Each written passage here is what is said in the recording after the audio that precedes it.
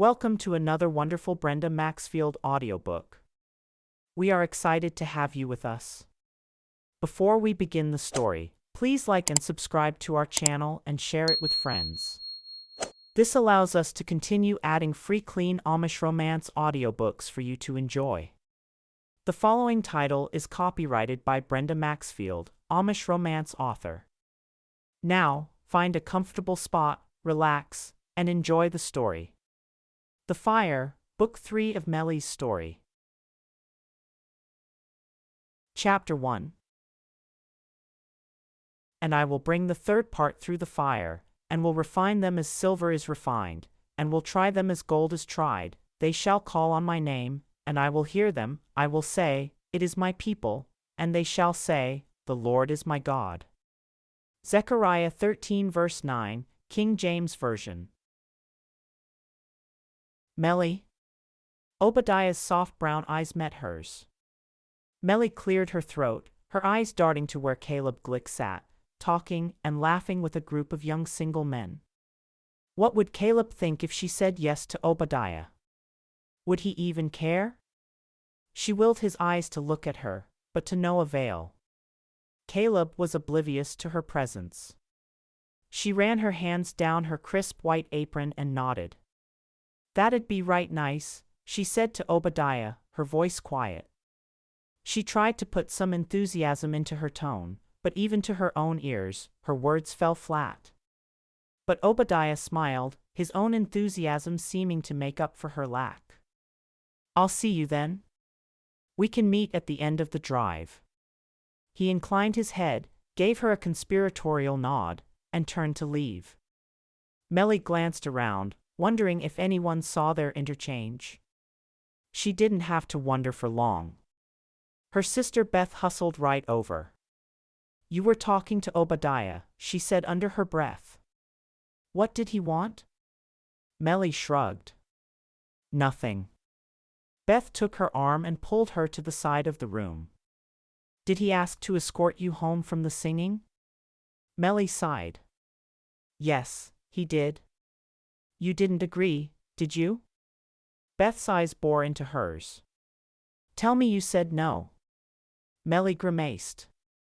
I didn't say no, she countered. Why should I?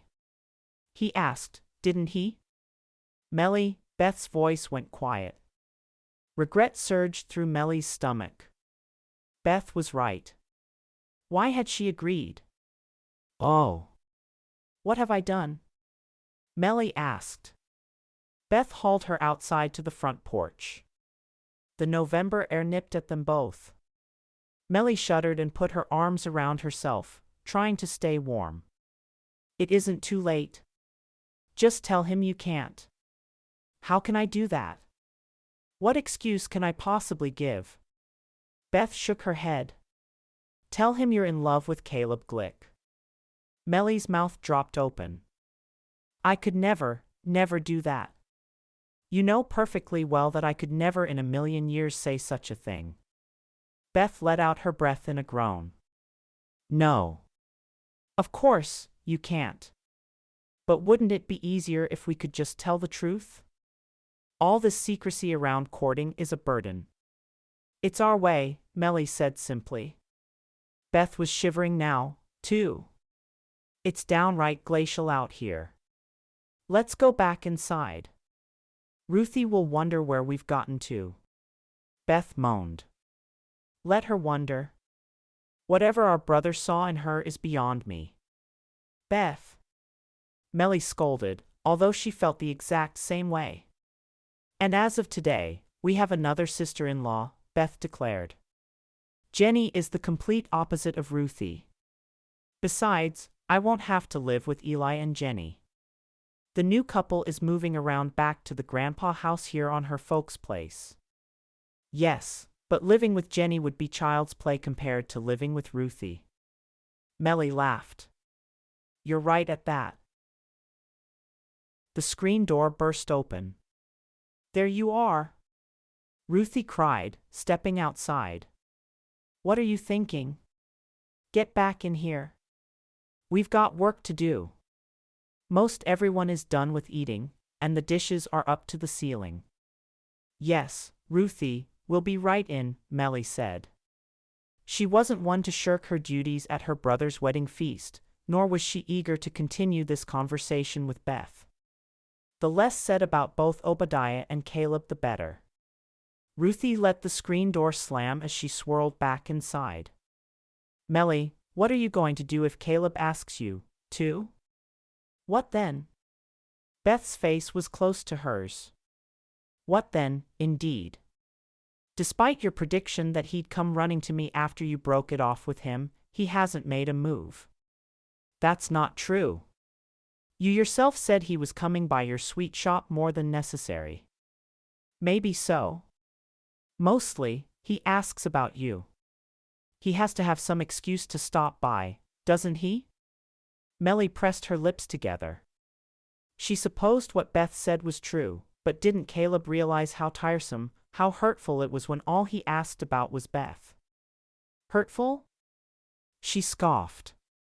He wouldn't consider it hurtful. How could he when he had no idea she was sweet on him and had been for months and months and months? Come on, Beth said. Let's go back inside. It's freezing out here anyway. They went back into the front room of Jenny's family home. There were so many people crowded inside, Mellie could barely move through them toward the kitchen. She cast her eyes one more time toward Caleb Glick.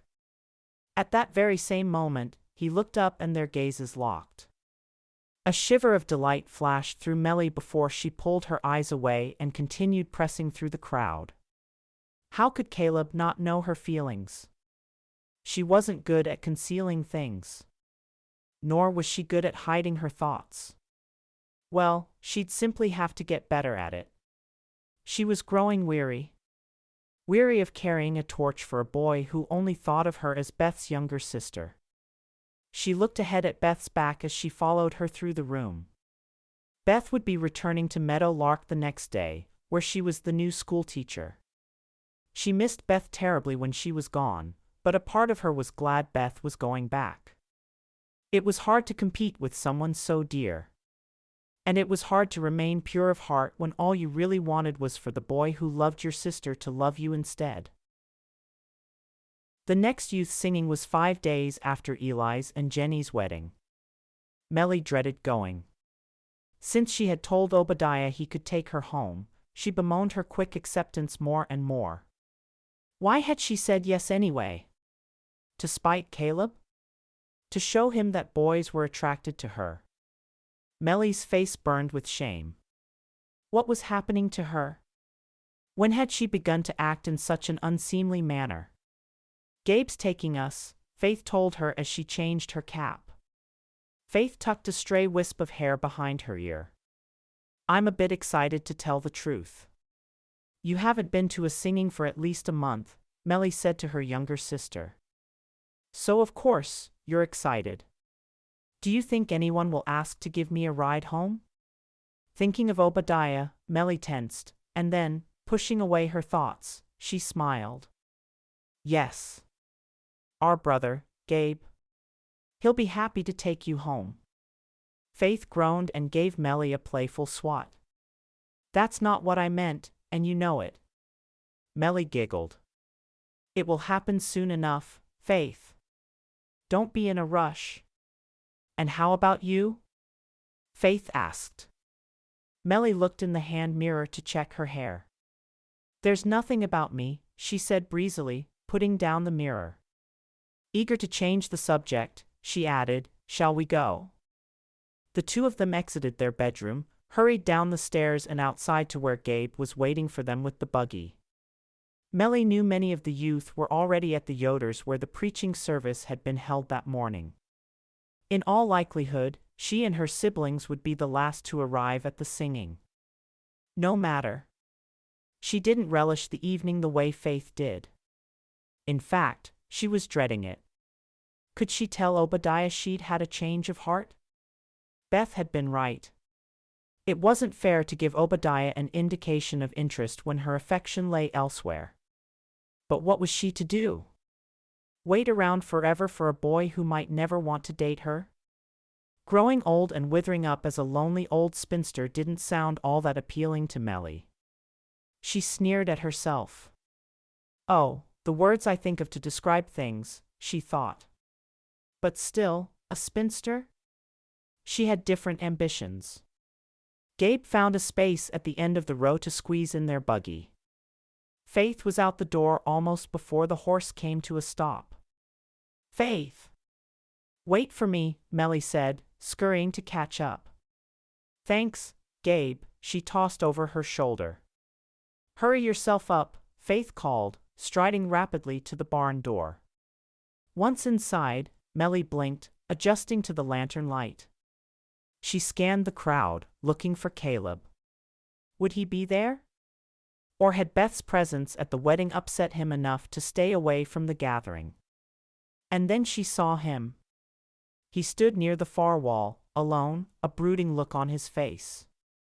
Her eye caught his, and before she could look away, he inclined his head ever so slightly at her. She smiled, swallowing hard. Another movement caught her eye, and she spotted Obadiah coming toward her. Surely, he wasn't going to speak to her right there in public. She stiffened and took a step back, dropping her gaze to the ground. Faith elbowed her and whispered in her ear. Obadiah Westman? Is he coming to see you? Her voice was thick with insinuation. Mellie shook her head. Of course not, she murmured. She took Faith's arm. Come on. Let's go visit with Rachel and Marcia. Out of the corner of her eye, she saw Obadiah abruptly stop. She couldn't be sure, but she thought his face reddened. But what had he been thinking? Coming over to speak with her in front of everyone? What was wrong with him? In spite of herself, her glance went back to Caleb. She could tell he'd seen the whole thing. A look of speculation covered his face. He frowned briefly before giving her a half-hearted smile. Mellie wanted to cover her face and weep. Was Obadiah ruining her chances with Caleb even further? Oh, why had she come that evening in the first place? And whatever had she been thinking to agree to a ride home with Obadiah? She had a stomach ache. A big one. Maybe Gabe could take her home early. She pressed her lips together with disgust. She wasn't one to run away from her problems. Besides, this problem was entirely of her own making, and she had to face up to it. Within minutes, the singing began. Mellie attempted to lose herself in the German melodies and fix her mind on the Lord God, but it was futile. All she could think about was Caleb Glick. The fact that his rich baritone voice carried well in the barn didn't help.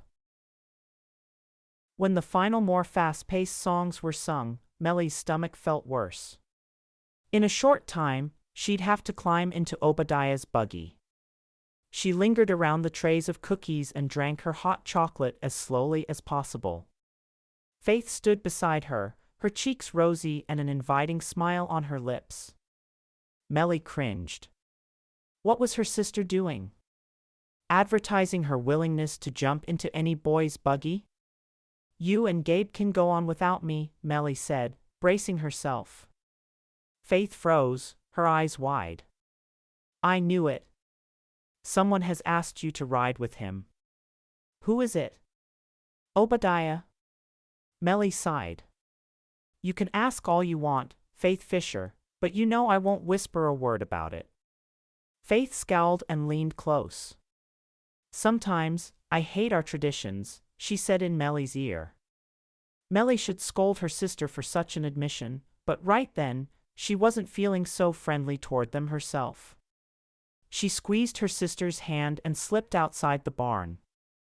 She now wished that Obadiah had set up a more private meeting place. The end of the drive was entirely too public for the way she was feeling right then. Mellie. Mellie spun around and nearly fainted at the sight of Caleb. He was a mere step away, close enough for her to see the gleam of his eyes in the moonlight. Oh, Caleb. You startled me. He took off his felt hat. Sorry. Didn't mean to. Don't worry, she rushed to add. I'm fine. What are you doing outside? He asked. Her eyes widened. Well, what was she supposed to say to that? He coughed, and she felt his embarrassment. Sorry again. None of my business. She stood looking at him, unsure what to say or do. She pressed down the urge to move closer and touch him. She wondered what it would feel like if he put his arm around her shoulders, if he bent close to press his lips against her cheek. He shuffled his foot over the dirt. I guess I'll be going. Nice to see you. A sudden horrifying thought grabbed her. Was he outside to meet another girl? Her throat tightened with dread. What are you doing out here? She blurted and then clapped her hand over her mouth. He gave a slow chuckle. Just getting some air, Mellie. That's all. She could tell by his tone that he knew exactly why she'd asked.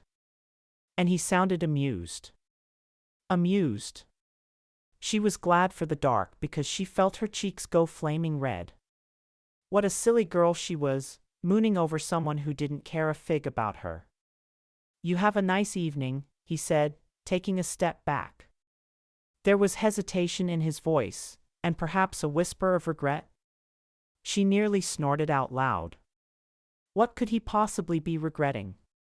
Thank you, she mumbled, unsure if he was dismissing her. He nodded and turned away, walking slowly back inside the barn. She watched him go and an aching emptiness filled her heart. 2 girls emerged from the barn, and she shuddered, realizing that she couldn't just stand there like a fence post all evening. If she was going to meet Obadiah at the end of the drive, she needed to get going. She turned and hurried down the drive, hugging herself against the chill of the evening.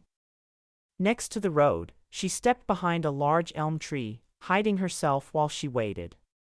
It wasn't long before a buggy stopped, and she heard her name quietly called. She stepped forward and climbed into the waiting buggy. Mellie, I'm glad you're here, Obadiah said in the darkness. He hadn't yet lit the lantern to hang from the outside corner of the buggy. Inside, it was near complete darkness, and Mellie was glad for it. She didn't want anyone to see the lovesick look she knew was on her face. A look that had nothing whatsoever to do with the eager young man beside her. Shall we go by way of Edmund's Pond? He asked. Yes. That'd be right nice. Right nice? The only thing that would be right nice at that moment was sitting in Caleb's buggy. Not too many stars out tonight, Obadiah said. And indeed, the clouds must have moved in, for the moonlight had all but disappeared. Yes. Your brother's wedding was nice, Obadiah said, as if searching for something, anything to say. It was. We're all real happy for him. There will be a lot of weddings now, he said. I expect everyone will be attending 2 a week for a time. Tuesdays and Thursdays were the favored days for weddings during the wedding season. At times, a person could receive up to 3 invitations for the same day. Since Dad had died, Ma'am decided which ones they were to attend. But now, with her being laid up in bed most days, Mellie's brothers decided. Of course, since Ruthie and Dan had moved in, there wasn't much doubt about how it would transpire this year. Ruthie would decide. She'd tell Dan, and he'd announce the plans to the rest of the family. I hope to see you at some of them, Obadiah continued. I'm sure you will. We're not that big of a district after all. They fell into silence then, and Mellie let the rhythmic plodding of the horses' hooves lull her into a more relaxed state. Obadiah stopped the horse, and Mellie sat upright. What's wrong? Nothing. He cleared his throat. I just thought maybe you'd like to sit a while. Enjoy the night air.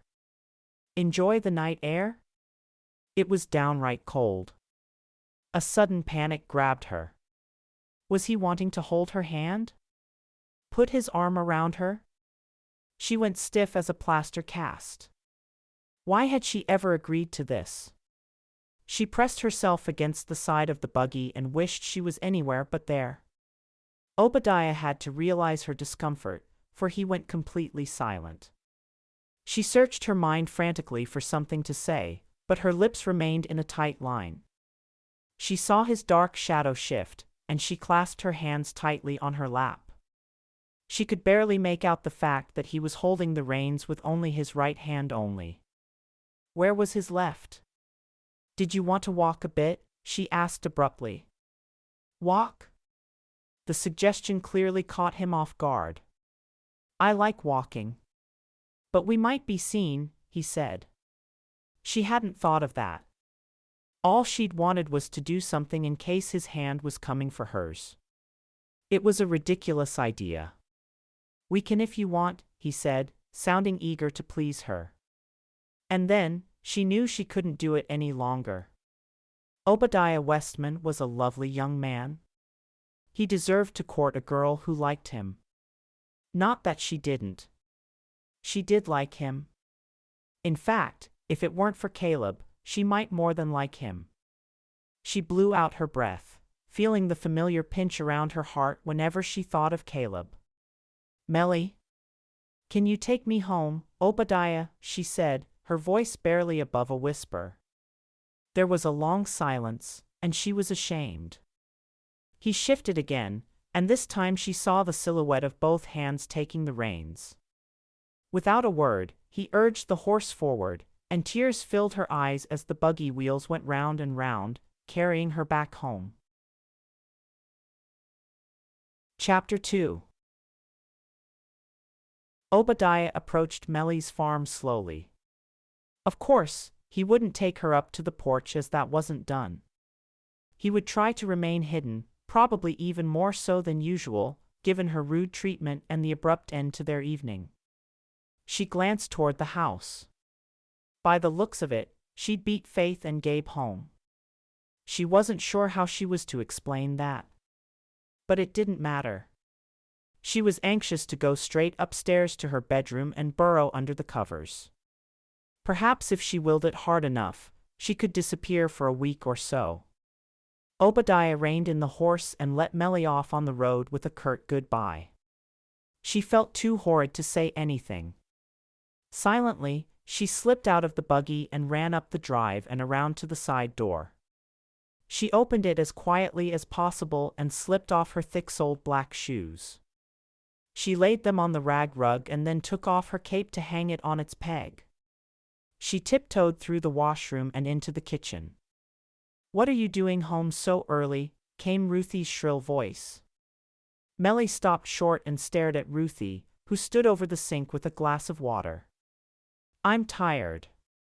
Mellie wondered if that would be enough to satisfy her sister-in-law, but she should have known better. "And Faith and Gabe? Where are they?"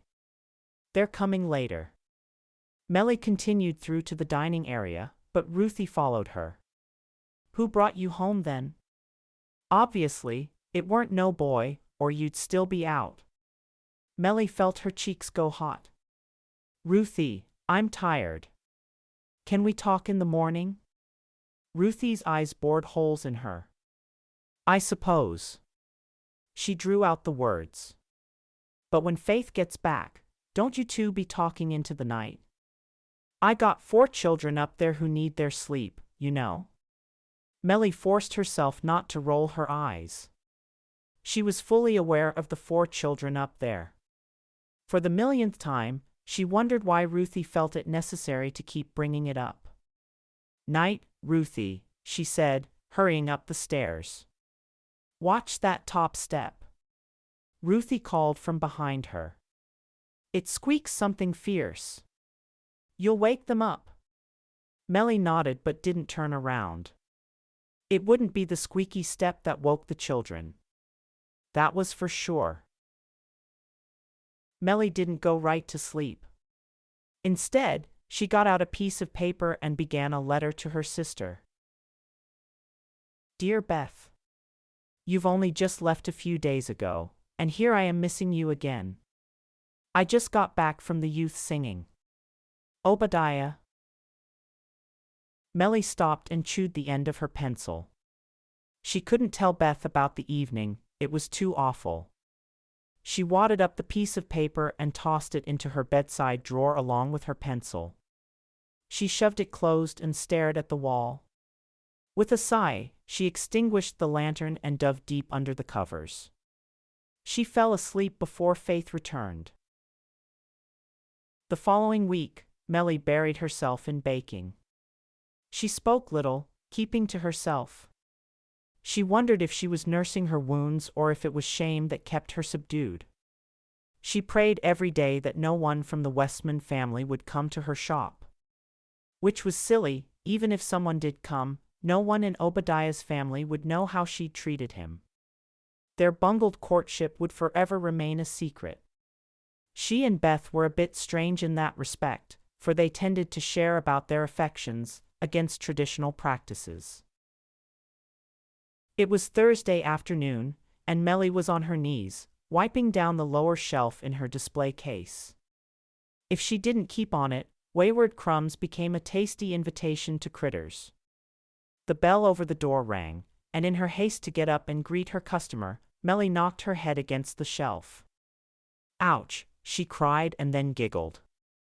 She stood up to gaze at her customer. Her heart flip-flopped. "Caleb?" "Good afternoon, Mellie." He was smiling. "Did you hurt your head?" She swallowed. "No. It's nothing." Sounded like a right good clunk to me. She forced a light laugh. "Oh, well, Caleb. A hard head, I guess." He sobered and gave her a look that made her lose her breath. She swallowed and smoothed her apron with shaking hands. "What can I get for you?" He took his gaze off her and perused her rows of baked goods. I'm thinking a batch of cinnamon rolls might go down mighty nice." "Beth is fine," Mellie blurted and then nearly dropped through the floor. Why in the world had she said that?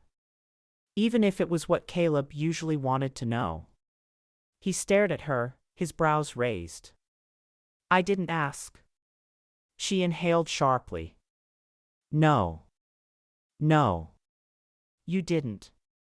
I'm sorry." She suddenly didn't have a clue what to do with her hands. She fidgeted with the damp rag she was holding. "So, cinnamon rolls?" He stepped closer to where she stood, his eyes not leaving her face. "I didn't ask, Mellie," he repeated. She blinked and grabbed up a package of cinnamon rolls. The plastic wrap crinkled when she placed them on the counter. "Here you are, then." She looked at him, her eyes wide. He picked up the rolls and held them loosely in his hand. "You make wonderful rolls, but I'm guessing you already know that." "It's been mentioned a time or two." Her cheeks were hot, and she wondered if they had turned scarlet. He pulled his money out and handed it to her. His fingers brushed hers, and she only just kept herself from snatching her hand away in surprise. Her skin burned where he'd touched her. She stared at the money blankly. "Isn't it enough?" he asked, his voice low. Yes. Of course." She curled her fingers around the bills and then put them into her cash box. "Thank you, Caleb. Did you enjoy the singing?" She froze. Did he know Obadiah had taken her home? "Yes," she said, her voice soft. "I enjoy singing," he said. She nodded, knowing by his voice that it had to be true. "I heard you," she said. She sucked in her lips, feeling ridiculous for having admitted such a thing. Would he think that she'd been listening for him? But then, if he knew she'd ridden home with Obadiah, he wouldn't be thinking in that direction at all. "Did you?" "I guess I need to temper my enthusiasm," he said, chuckling. "That's not what I meant," she said quickly. He grinned at her, his smile just a bit lopsided. "Don't worry, Mellie. I know you weren't insulting me." He laughed and tossed the rolls from one hand to the other. "I'll see you around." Yes, she murmured. See you around. She watched him leave, her cheeks still warm and her heart still beating erratically. He was so handsome, and the way his eyes seemed to look right through her created a sense of intimacy that she couldn't shake. The shop door closed behind him, and suddenly the small space felt dull and empty. She bent down to resume her cleaning, but her mind wasn't on her work. It was on Caleb's smile and the way his full lips curled up in that adorable crooked way of his. The bell rang shrilly and the shop door burst open. Mellie! Come quick! Ruthie's hurt! Faith hollered. Her sister didn't wait for a response, but raced back out as quickly as she'd come. Mellie threw down the cloth and tore after her. Wait, she cried. What happened? But Faith was too far ahead. With Mellie's long stride, it didn't take long to catch up, and together, she and Faith ran into the front room of the big house. Ruthie was slumped on the couch, howling in pain. Ruthie!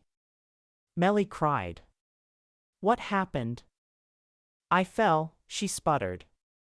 I fell down the stairs. Already her ankle had swollen to twice its normal size and an angry red color was spreading across her skin. We need a doctor, Mellie said, rushing to kneel before Ruthie. We need to get you to a doctor. Ruthie shook her head. Ain't that bad? But it was. Clearly, it was. Mellie looked at Faith. Does Dan know? He's hitching up the wagon. Good. Good. Mellie lightly touched the angry red injury and then turned again to Faith. Run get some ice. Faith ran from the room. At that moment, all four of Ruthie's children emerged on them. Ma'am, cried Ellen, the eldest. Ma'am. Are you all right? Walter rushed forward. Mama. Mellie stood. Your ma'am is going to be just fine. She had a little spill down the steps is all. The doctor will fix her up right away. Ain't going to no English doctor, Ruthie said with a moan. Yes, you are, Mellie said. Aren't any herbs going to help this? Old May doesn't know about setting bones. I think it's broken, Ruthie. Ma'am. John grabbed his mother's hand. You hurting bad? Mellie rubbed John's shoulder. She's going to be fine, she repeated. Dan rushed into the room as Faith hurried back with a plastic bag filled with ice. Here, Faith said, gently laying the bag over Ruthie's foot. Ow! Ruthie hollered. Dan, it hurts something fierce. Mellie, help me get her into the wagon. Ruthie slapped at Mellie's hands. I'm not going. Ruthie! Dan snapped. This ain't open to discussion. I'm your husband. You're going. Between him and Mellie, they got Ruthie into the bed of the wagon. Faith jumped into the back with her, insisting that Ruthie lay her head on her lap. Ruthie's face had turned white, and she had quit arguing. Mellie could see that it took all her concentration to keep from hollering further with pain. She knew Ruthie didn't want to alarm the children. Mellie opened her arms, and all four of them rushed to her side. We'll be fine, she called out as Dan drove the wagon from the porch. The two youngest started crying, and Mellie knelt before them. Now, that's enough of that. You know your mama wouldn't want you sniffling. She'd want you to get back at your chores. Auntie is right, Ellen said, standing tall. Come on. Mellie gave her a look of pride and gratitude, and Ellen herded the children off. Mellie shook her head and looked down the drive again, but the wagon was out of sight. Poor Ruthie. She went round back of the big house to let Ma'am know what had happened. She opened the screen door and glanced around for Grandpa. He wasn't there. She assumed he was out in the barn with Gabe. Ma'am, she said. You in bed? I'm in here, came the answer. Mellie walked into the smaller second bedroom. "How are you doing?" she asked. Ma'am was in bed, propped up on two fluffy white pillows. Her face was pinched in what Mellie now considered her normal expression. Even though she was in bed, she was fully dressed, and her hair was pinned to her head with her head covering in place. It was a sloppy job, and Mellie noted the loose strands of hair that poked out from under the cap. The fact that her hair was in a bun at all surprised her. She didn't know how her mother managed to put it up at all with the pain in her limbs. Her mother's hands could barely grasp a fork, let alone a hairbrush. Faith came in most mornings and did her mother's hair for her. But Mellie knew she hadn't been in that day. Mellie picked up the hairbrush that sat on the bedside table. She stepped to the bed and gently removed the pins holding her mother's cap in place. Then she pulled the rest of the pins from her hair. The light brown hair was streaked with gray, but not so much that it was highly noticeable. In all truth, Mellie's mother wasn't very old, but her arthritis had aged her well beyond her years. Her body shrank into itself, and her hands had a claw-like appearance. When she walked, it was with a stoop, and she shuffled her feet without raising them far from the floor. A flash of sorrow flashed through Mellie as she began to brush out her mother's long hair. "I had it done," Ma'am said, but without the usual snap to her voice. "Let me do this for you, ma'am. I like to brush your hair. Why are you out here right now, anyway? Shouldn't you be at your shop?" Mellie nodded. "Yes, but Ruthie's hurt." Ma'am's thin body tensed. "What?" "Dan's taken her to the hospital. She fell down the steps." Her mother struggled a bit to sit up taller. "Where's she hurt?" "We think she's broken her ankle." Ma'am's lips thinned, and she blew out her breath. "You call on old May?" "She doesn't know how to set a bone, ma'am. Dan's taking Ruthie directly to the hospital." Ma'am shook her head. "You don't know it's broke." Mellie stopped brushing her mother's hair and set the brush in her lap. She studied her mother's face.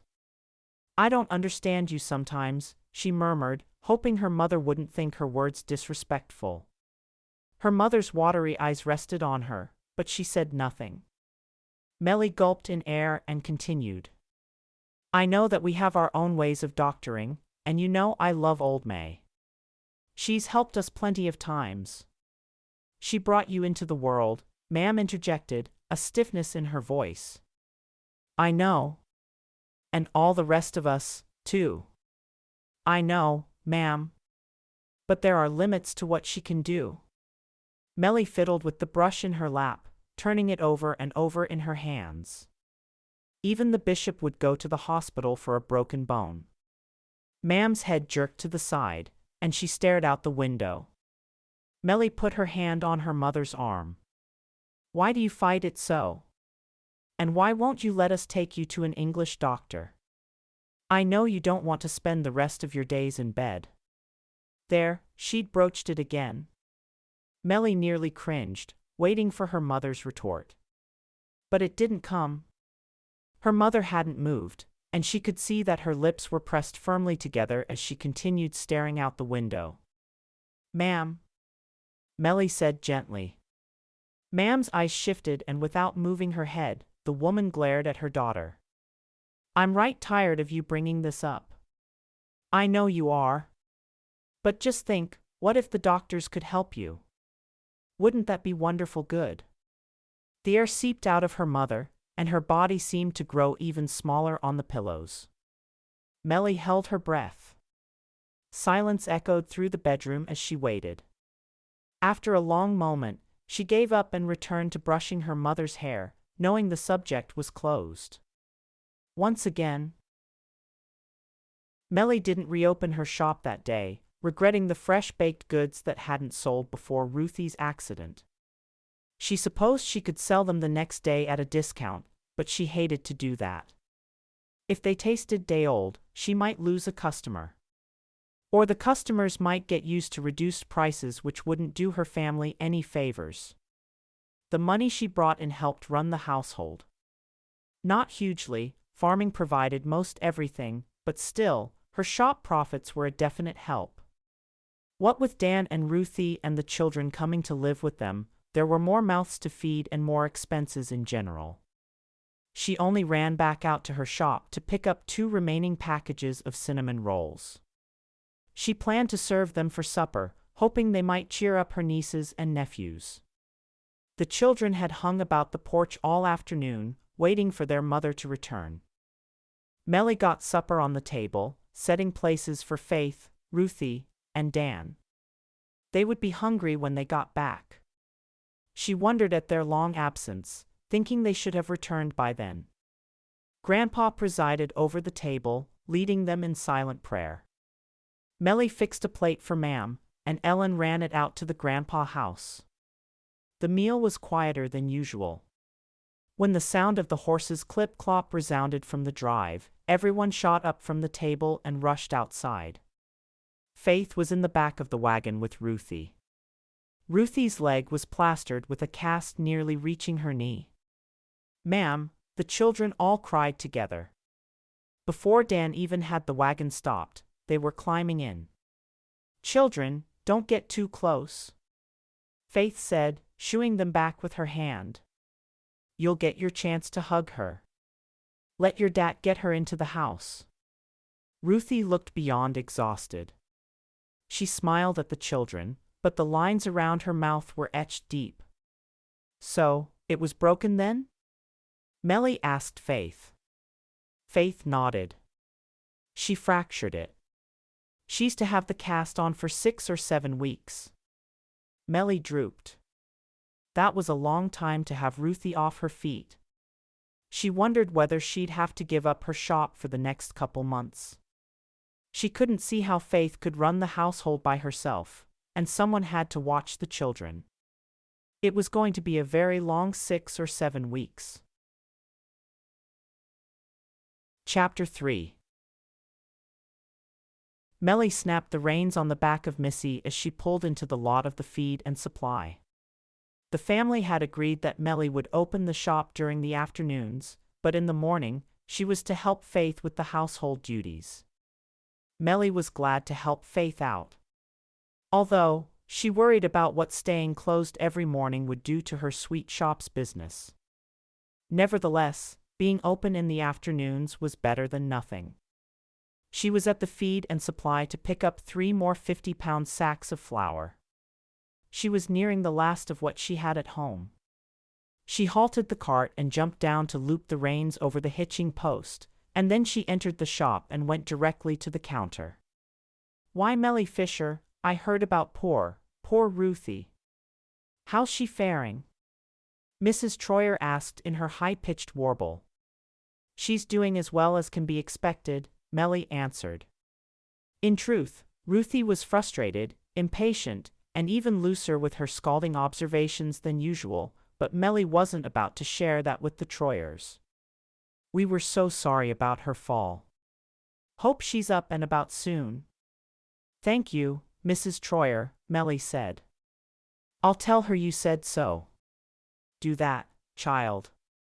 Now, what can I do for you?" "I'm needing 3 more bags of flour. I thought I might pick up a couple 20-pound bags of sugar while I'm here, too," Mellie said, deciding that her sugar supply was also low. "Mr. Troyer?" Mrs. Troyer hollered over her shoulder into the warehouse area. 3 bags of summer flour and 2 of sugar. "And Mellie here will need help loading her cart." "I'll help her," came a voice at Mellie's elbow. Mellie looked up to see Obadiah standing there, giving her a smile. She winced, remembering well their last interaction. She quickly searched his face for any sign of resentment, but she found none. "Why, Obadiah, that'd be right nice." Mrs. Troyer rocked back and forth on her boot-like shoes as if she was well pleased, indeed. Mellie rolled her eyes. Before the day was out, Mrs. Troyer would have the 2 of them courting and married. Obadiah must have had the same thought, for his face suddenly went red. He hustled through the wide opening to the warehouse, avoiding both Mellie's and Mrs. Troyer's eyes. "Can you put it on my tab, please?" Mellie asked. "Why, of course I can." Mrs. Troyer pulled a ledger book from under the counter. She flipped through the pages and picked up a pencil, licking the tip of the lead before writing something on the Fisher page. "Thank you. I'll be seeing you later," Mellie said, hurrying from the shop, not in the mood for further chit-chat. The sun was poking through thick winter clouds when she went outside. She paused for a moment, her face toward the sky. She closed her eyes and soaked up the bit of warmth offered by the sun's rays. When she opened her eyes, she saw that Obadiah was already loading her cart for her. She scurried down the steps and over to him. "Thank you," she said, feeling appreciative of his friendly attitude. He had every right to be annoyed with her, but he wasn't. "My pleasure," he said, going back into the warehouse for another load. Mellie untied Missy and climbed onto the seat. It creaked a bit as she sat. Obadiah quickly brought out the rest of her order. "Here you go," he said. She nodded her head at him. "Thank you, again. How's Ruthie?" "Oh, you've heard about her accident, too?" "Everyone has." He chuckled. "You aren't surprised, are you?" She joined his laughter. "No. Not really. Fact is, everyone probably knew before she even got to the hospital. I saw your shop was closed." He looked at the load of flour and sugar. "But I guess you'll be opening again soon." "I'm open just during the afternoons till Ruthie is better." She shrugged. "With Beth gone, there's a lot to be done." He nodded, stepping closer to the bed of her cart. He put his hands on the railing and looked at her. "You okay?" She flushed, unaccustomed to such a personal inquiry. "Of course," she said quickly. "I'm fine. Then I guess I'll be seeing you." His brown eyes searched hers, and he stepped away, raising his hands from the rail. She clicked her tongue at Missy, pulling back on the reins to back up and out of the lot. She felt Obadiah's eyes on her as she turned onto the road. He was nice. So very nice. Why couldn't she like him? It would be much easier than trying to capture Caleb's interest. Maybe she'd made a mistake in discouraging Obadiah's attention. Maybe she should let it be known that there was hope for them after all. The cold air pinched at her cheeks. And just how was she going to do that? Take out an ad in the local English newspaper?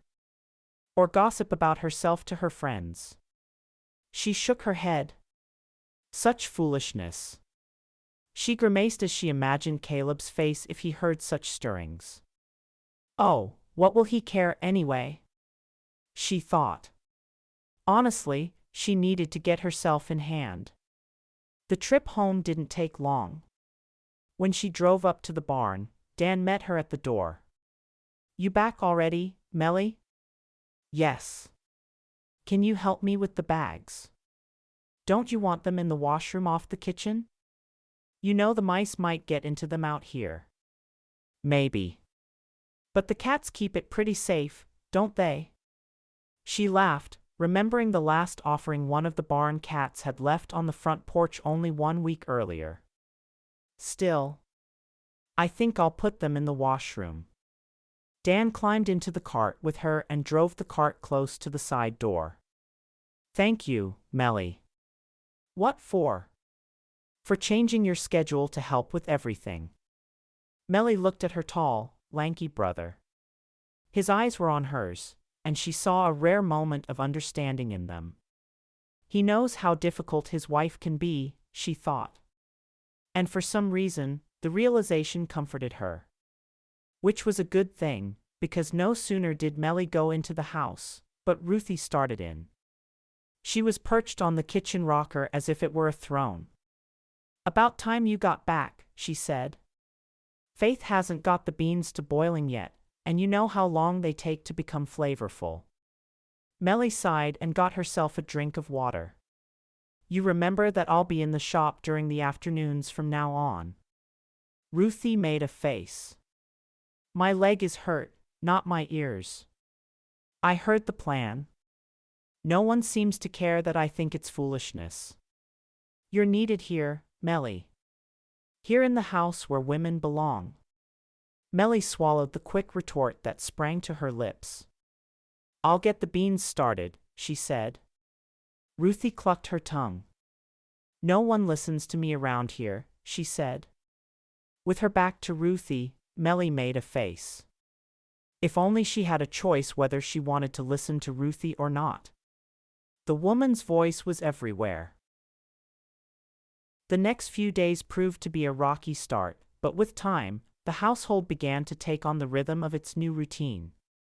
Mellie bustled about every morning, doing Ruthie's share of the work. When Faith was finished with her own chores, she pitched in as she could, and between the two of them, things got done. Mellie rose early to do some baking before the household stirred. It was her only chance to get any products ready for her afternoons at the shop. Dan didn't bring Ruthie downstairs until breakfast was ready, which was a huge blessing. He went outside and fed the animals before coming back in to carry her down. Mellie loved the quiet of the early hours before breakfast. And on the days that Faith joined her, it didn't matter. Faith didn't chatter that early. Faith was never one to prattle anyway, and early mornings kept her even quieter than normal. Do you want to take Ma'am's breakfast out this morning? Mellie asked. Or would you like Ellen to take it? Faith looked over at her from the biscuit dough she was rolling out. I'll take it. I haven't visited with her much these days. Neither have I. Mellie gave a wry smile. It's been awful busy around here. Faith sniffed. No more than when it's canning time. Mellie walked over to Faith and picked up the glass they used to cut biscuits. She turned it upside down and pressed it into the dough. But it isn't canning time, Faith. No. It isn't. But Ruthie will be up and about before we know it. True. She giggled. Then she'll be down here with us, bossing us about. Faith laughed with her. Yes. You got that right. What's so funny? Gabe asked, poking his head around the kitchen door. Never you mind. Faith answered. Is Dan still in the barn? Mellie asked. Yes, but he's coming in any second. Go wash up then. Breakfast will be ready in a few minutes. Faith placed the biscuits onto the cooking tray. In 10 minutes to be exact. I'll rouse the children, Mellie volunteered. She left the kitchen and headed for the stairs. But it was an unnecessary trip, for her nieces and nephews were already tumbling down the stairs. Oh, good. You're up and dressed. Ellen led the way. Yes. Ma'am's waiting for Dat. I think she's about to come down the stairs by herself. No. Mellie cried, alarmed. All they needed was for Ruthie to fall again. She pushed by the children, going up the stairs 2 at a time. Ruthie. In here, came Ruthie's voice from her bedroom. In reality, it was Mellie's parents' old bedroom, and Mellie still had a hard time thinking about how Ruthie had taken over the space from Ma'am as if it was rightfully hers. Mellie stepped through the door. Ellen told me you were going to try the stairs by yourself. And why shouldn't I? I've got 2 good arms and 1 good foot. We don't want you to fall again. I hardly think I'd be so clumsy as to fall twice, now, would I? Ruthie moaned. I have to tell you, Mellie, I'm right sick of this cast. Mellie looked at her sister-in-law's frustrated expression, and her heart softened. I'm sure you are, Ruthie. But the weeks will go fast, and soon, you'll be good as new. The weeks can't go fast enough for me. I hate being idle. How many dishcloths can a person crochet before they want to gouge their eyes out? Mellie's eyebrows rose. This was harsh talk even for Ruthie. She moved closer. Would you like me to help you down the stairs? I'm sure we can manage it. That won't be necessary, came Dan's voice from the doorway. Step aside, Mellie. I've got her. For all his thinness, her brother Dan was a robust man, and with apparent ease, he picked up his wife and carried her down the stairs. Mellie followed, wondering for the umpteenth time what Dan had seen in the woman to want to court her. Ma'am, young Walter cried, running to Ruthie. Wait till your dat puts me down, Ruthie instructed. Dan slid her into her chair at the dining table, and Walter hurried over to lean against her shoulder. Mellie went to the kitchen to help Faith serve the food. The mailbox was situated close to Mellie's sweet shop. At times, when business was slow, Mellie would walk out and gather the mail, perusing it while she waited for customers. That afternoon was one of those times. Mellie had thought the shop would be bursting with people since she was only open afternoon hours. But evidently, the word hadn't spread sufficiently, and folks must have thought she was still closed. With a sigh, Mellie dashed out for the mail, not even bothering to throw her cape about her shoulders. The cold air rushed at her, and she gasped. It felt like snow. Glancing up, she saw the grayish-white cloud covering above and knew it would snow before evening. Mellie didn't mind. She liked the way snow covered the harvested stubby stalks of corn, falling over the fields like a clean lace tablecloth. She pulled open the metal door of the mailbox and peered inside. One lone letter. She pulled it out and was overjoyed to see it was from Beth. She darted back into her shop and sat on the chair in the corner, ripping open the envelope. Dear Mellie. First of all, please give everyone my greetings. Wait. On second thought, that might not be a good idea. If you do, they'll all want to read this letter, and truth be told, I only want you to read it. Not even Faith. How are you? I hope you're doing fine, and that things have slowed down now the wedding season is over. Things here at school are busy. We're working on a recitation program for the parents. This is the first one ever in Meadowlark, and I'm nervous. But the children are doing magnificently, memorizing their pieces with high energy. I wanted to tell you some personal news. Now, I'm fully aware that we Amish don't usually share things of the heart, but you and I have always been a bit different, making our own way. Mellie smiled. It was true. She and Beth had always been a bit looser in what they shared. Mellie liked it, too, and wondered why others in the community weren't bolder with their news. I told you all about Timothy when I came for the wedding. Well, anyway, you already knew about him from my earlier letters. But I think it was during my time back in Hollybrook for Eli's wedding that it really hit me. I'm quite fond of the man. More than fond, if the truth be known. When I returned to Meadowlark, I could hardly wait to see him again, and I didn't have to wait long.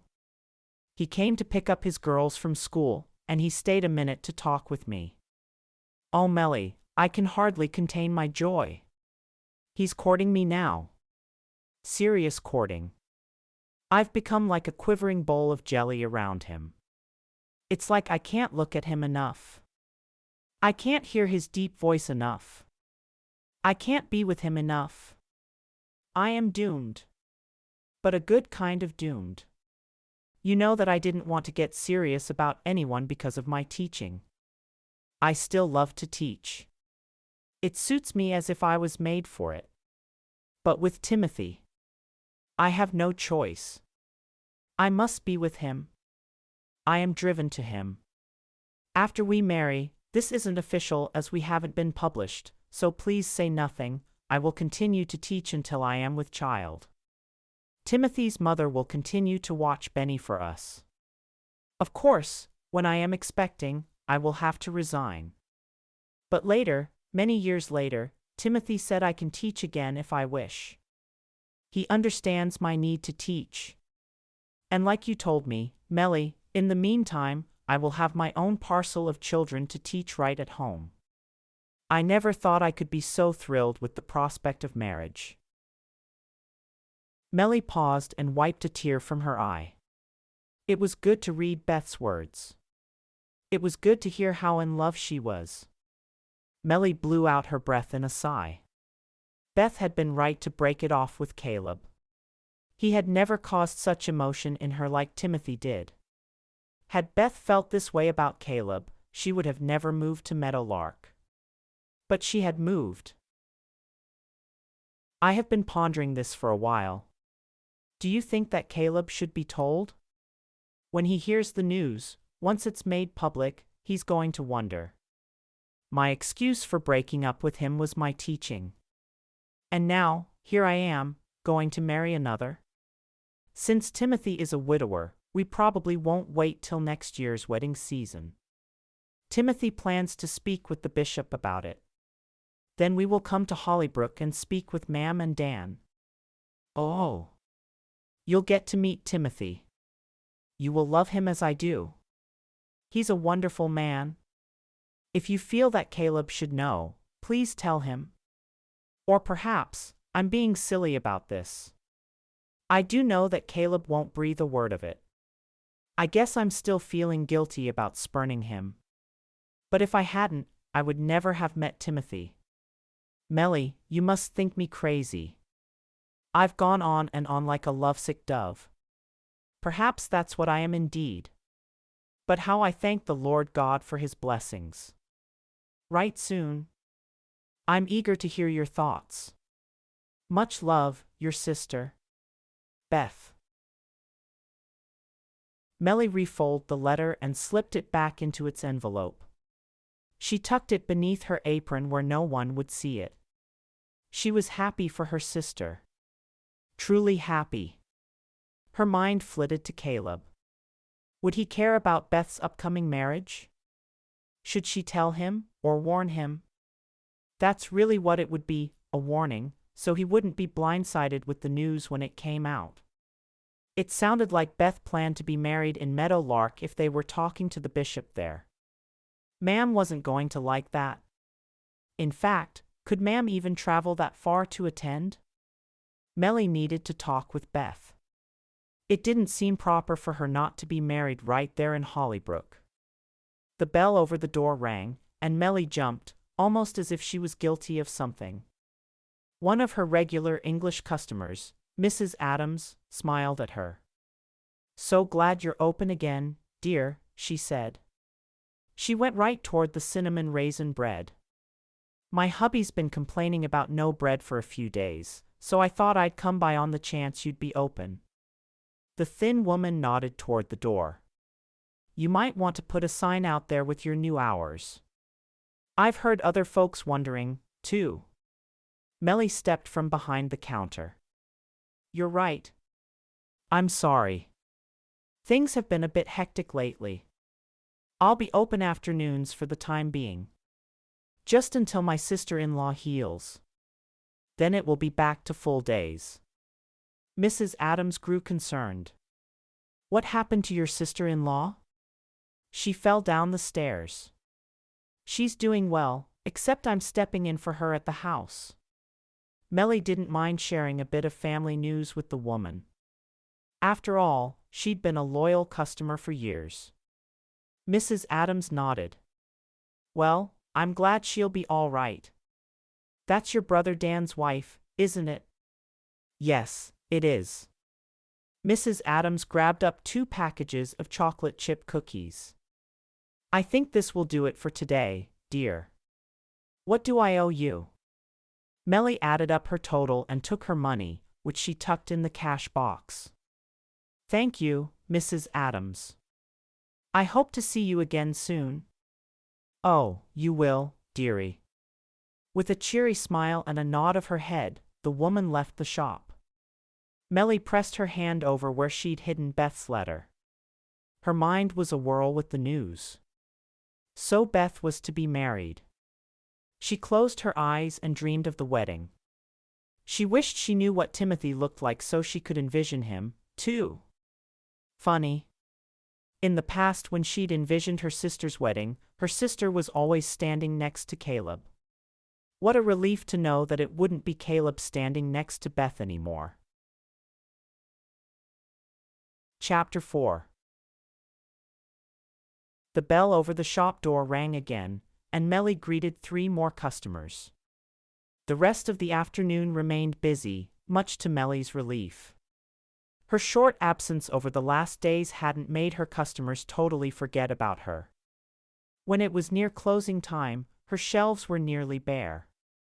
She'd have to bake vigorously in the morning.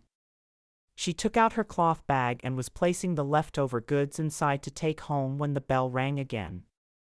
She looked up into Caleb's eyes. Her breath caught, and she stopped moving.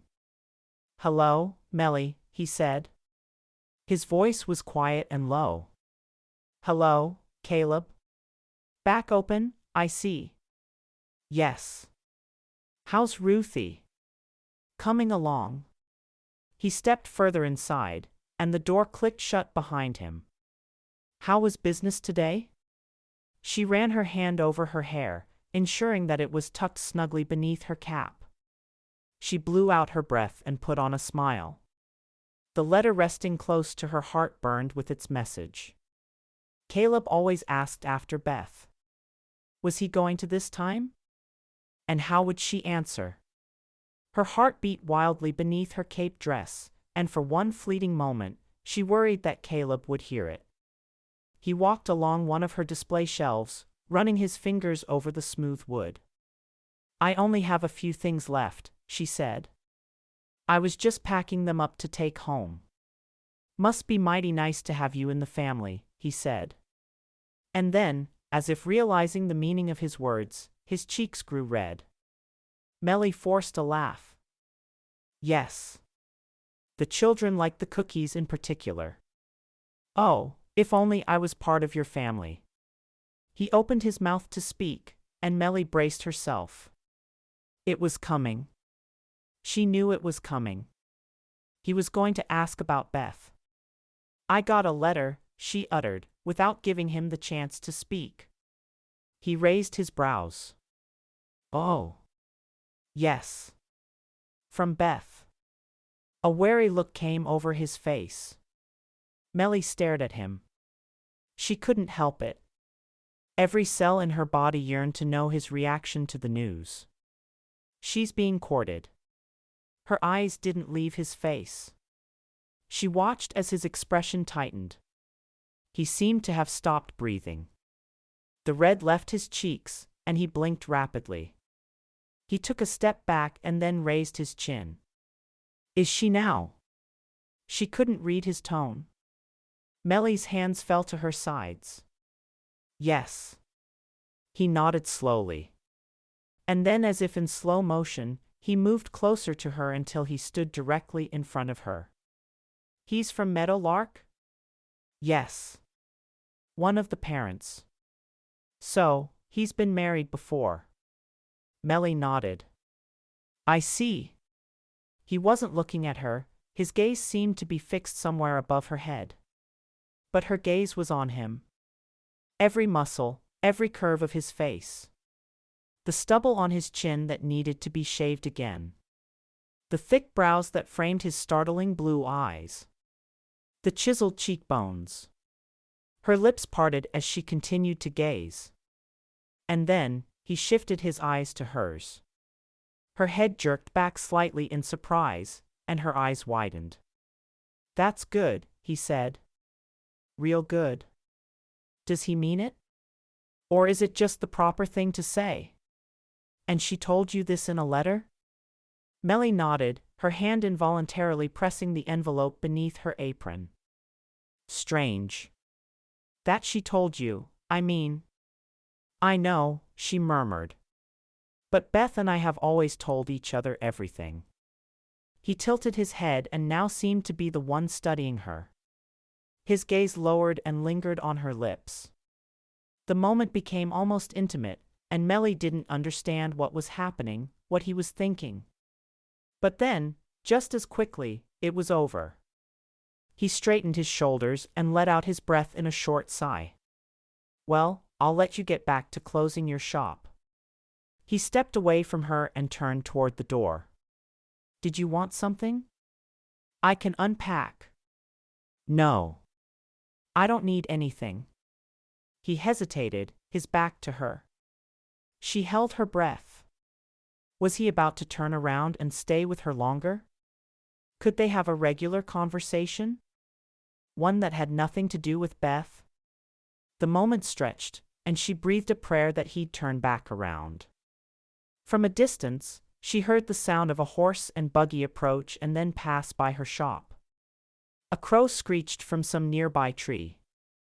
And still she waited. But Caleb didn't turn back around. With 2 more long steps, he was out of the shop and on his way home. Mellie nearly collapsed against the counter. She shuffled backward and dropped into her chair. It was done. She'd told him. Now he knew that Beth was no longer available. Was he heartbroken all over again? She closed her eyes and saw his face. Had he looked broken-hearted? Yes. And no. She wasn't sure. She pressed her hands over her chest and willed her heart to be calm. Why couldn't she feel this way about Obadiah? It was mid-morning, and all the morning chores were finished. Mellie was excited. Perhaps she could open her shop earlier that day. No, she heard Ruthie cry from the front room. John, you stop tormenting your sister. Stop it at once. Mellie hurried to the front room. All 4 of the children were crowding around their mother. Ruthie's face was flushed, and her eyes were ablaze. You young ones need to go outside. Now, go. Ma'am, I don't want to, Tilly said. Can you come with us? Ruthie groaned. Of course, I can't come with you. Have you eyes, child? Mellie bit her lower lip. Ruthie was always curt and harsh, but not usually with her children. She had to be feeling mighty poorly to let them get under her skin. Children, Mellie said, how about we go for a walk? We can head toward Edmund's pond and see if the water has frozen. Can we go slipping on it? Walter asked. Mellie laughed. The pond won't be that frozen yet, but we can check the progress. Don't you even think about falling into the pond, Ruthie said. May I take them? Mellie asked her. Just a quick walk there and back. A look of raw relief flooded Ruthie's face. I suppose, she said, obviously unwilling to admit how badly she wanted to be left alone. If you bundle them up real good. Children, you heard your ma'am. Now, scoot, and get on your boots and warmest coats. Don't forget your mittens. The children dashed off, and Mellie turned to go. Thank you, Ruthie said. Mellie looked back. You're welcome, Ruthie. I don't know what's come over me, she continued. Everything's getting on my nerves today. Mellie wanted to laugh. Things always got on Ruthie's nerves, but she couldn't be so rude. Ruthie was clearly blind to her own abrasiveness. It's all right, Mellie assured her. You're entitled to some restlessness. I know you hate to be sitting about all day. Ruthie leaned her head back in the chair. I hate it. It's true. Just a few weeks more, Mellie said. You'll be up and around in no time. Ruthie's cheeks puffed out with air. Then she let it out in a moan. Can't happen soon enough for me. I'll take good care of the children. You rest now. We'll be back later. Mellie gathered the children together on the front porch. The winter sun shone brightly on the cold ground. Mellie could almost hear the air crackle with anticipation. The naked trees in the front yard cast spidery shadows on the cold, spiky grass. It's freezing, Ellen complained. Not for long, Mellie said. Let's get moving and get your blood circulating. They followed her down the steps and across the yard. Once on the street, Mellie organized them. I want you all walking on the side close to me. If we hear a car coming, we'll move to the very, very edge. All right? You think the pond is really frozen? John asked. I think it very well could be. Mellie herded them down the road. Let's go find out. The two youngest skipped down the road in front of them. The older two lagged behind, following Mellie. There seemed to be no one about. No buggies. No cars. Mellie took a deep breath of air, letting the fresh cold sink down into her lungs. She adjusted her own mittens, glad for their protection. They were about halfway to the pond when Mellie heard her name called. She turned around and saw Obadiah wave. She waved back. Hey, that's Obadiah, Ellen said. I wonder if he's going to the pond, too. Mellie seriously doubted it. Obadiah was now walking quickly toward them. He's coming, John said. Walter, Tilly, slow down a minute, Mellie called to them. They stopped their skipping and turned back. Hi, kids, Obadiah greeted them, panting a bit. His breath came out in huge puffs of white. Hi, Ellen said. Where are you going? Mellie asked him. The Millers, over by Edmund's pond. Hey, we're going to the pond, too. Tilly cried. We're gonna see if it's froze, Walter said. Obadiah squeezed Walter's shoulder. Don't be going on the ice yet. It won't be frozen nearly hard enough. We know that, Tilly said. Mellie done told us already. Mellie laughed. That I did. Obadiah fell into step with them. It wasn't long before Tilly and Walter were out in front again, laughing and pushing each other as they led the way. Mellie tried to think of things to say to avoid any awkward silences with Obadiah, but she needn't have worried. Ellen and John kept a conversation going with no effort on her part. There was one more bend in the road before they got to the pond when Mellie heard a cart approaching from the rear. Get over, children. Someone's coming, she called. She stepped onto the shoulder of the road and turned to see a medium-sized pony cart approach. Caleb. Mellie nearly gasped. What were the odds that he would be coming by at precisely that moment? And coming by to see her walking out with Obadiah. Caleb drew near and pulled back on the reins. Hello, everyone, he said, but his eyes were on Mellie. Hi Caleb, Ellen and Walter said at the same time.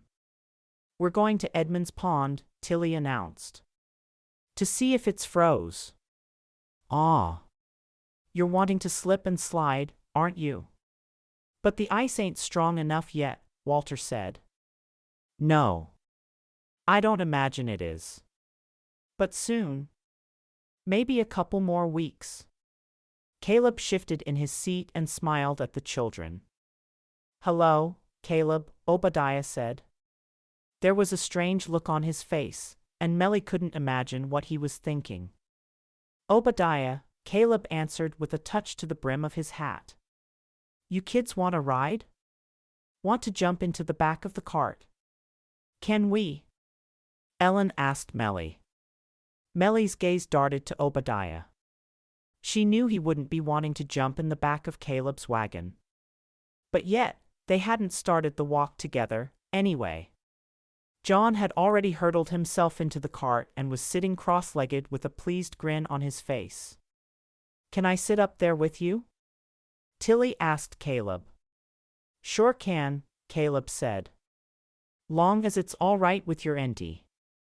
Tilly's large brown eyes looked at Mellie. Can I? Mellie shook her head with a smile. Oh, why not? Yeah!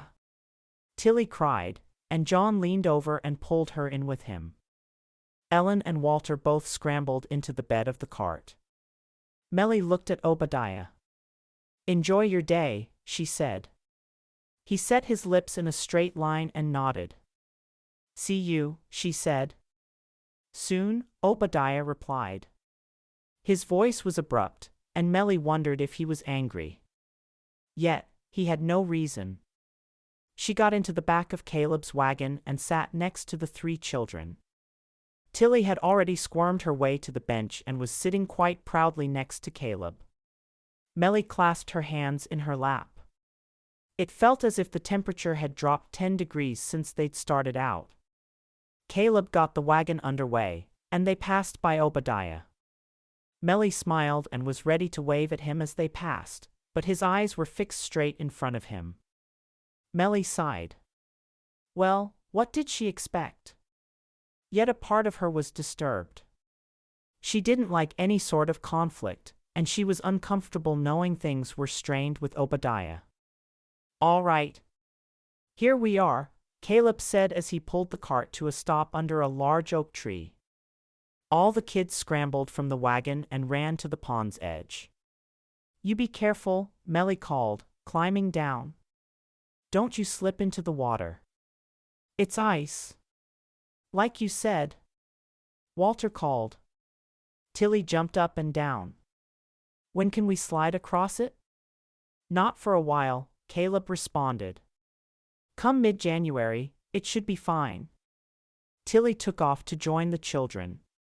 Mellie stood a few yards up from them, watching carefully.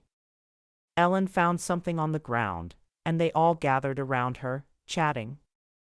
"Nice kids," Caleb said, standing next to her. Yes. He was a good 5 or 6 inches from her, but she felt his presence as if he were rubbing against her shoulder. Her heart raced, and if it wasn't so cold, she knew she would have broken out in a sweat. "So, Obadiah was walking with you?" Caleb's voice was nonchalant. Too nonchalant, Mellie thought with a start. He was deliberately acting as if it didn't matter, but she sensed his need to know. She gulped in a mouthful of icy air. "We met him on the way," she said, glancing at him out of the corner of her eye. She saw his shoulders relax at her words, but he kept his eyes on the children. "Where were you going?" she asked. "Returning home from the feed and supply." Her brow crinkled. Edmund's pond was not on the way to the Glick farm from the feed and supply, but she didn't comment. "You opening your shop this afternoon?" "Yes." "At 1 o'clock. Why? Are you needing something?" He turned his gaze to her, and his clear blue eyes were so direct that she wanted to step back. She couldn't read what he was thinking. His eyes held hers for a long moment, and then he finally answered her. "No. Not needing anything.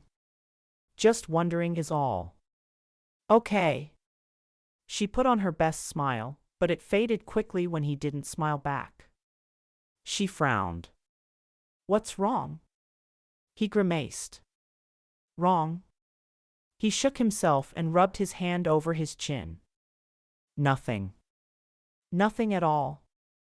He looked away then, and she saw his jaw tense. She couldn't figure him out. Sometimes, she thought he actually liked her. Other times, she hadn't the foggiest idea how he felt. She let out her breath in a sigh. "Children, let's get going now. We don't want your mama to worry, do we?" Ellen scooped up whatever they had been studying and brought it close. "Look, Mellie," she said. "It's the wing of a butterfly." Mellie looked down at it. "Why, so it is. What's a butterfly wing doing on the ground in the middle of winter?" "It's a miracle," Tilly piped up. "Put there special for us to find." "That's dumb," Walter said with a snort. "It weren't put there for us." "I guess how it got there doesn't matter," Mellie interrupted. "All that matters is you found it and appreciate its beauty." "It's pretty," Tilly said. "Can I hold it, Ellen?" "No." It's about ready to fall apart as it is. Perhaps it will last until we get home, and you can show your mother. What do you say? Mellie asked them. Good idea, John said. Let's go. Hold on. Don't we have something to say to Caleb? Mellie asked. Thank you for the ride, John said, and the other children joined in with their thanks. Mellie held out her arms and acted somewhat like a sheep-dog, directing them back the same way they'd come. She gazed back over her shoulder. Thank you, Caleb. He stood straight and tall. You're welcome, Mellie. She turned back to the road and closed her eyes for the briefest of seconds. She even liked the way her name slipped from his tongue. Chapter 5. Hollybrook often had thunder and lightning storms in the late spring and summer. They didn't, however, have them often in the winter. So when a resounding boom of thunder awakened both her and her sister in the middle of a Saturday night, Mellie was shocked. So much so, that both she and Faith ran to the window to peer outside. How strange, Faith said, pulling the curtains aside. I remember one other time there was a winter thunderstorm, but I was really young at the time.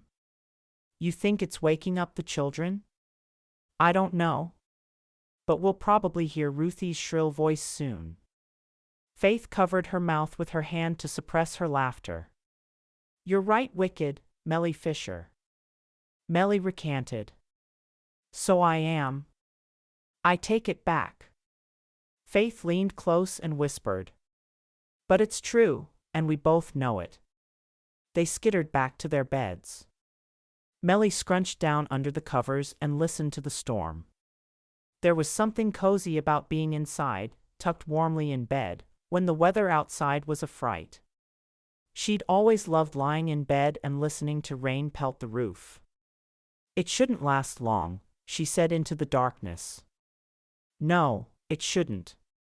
And just that quickly, the thunder stopped, although the heavy rain continued. Mellie felt sure it was sleet.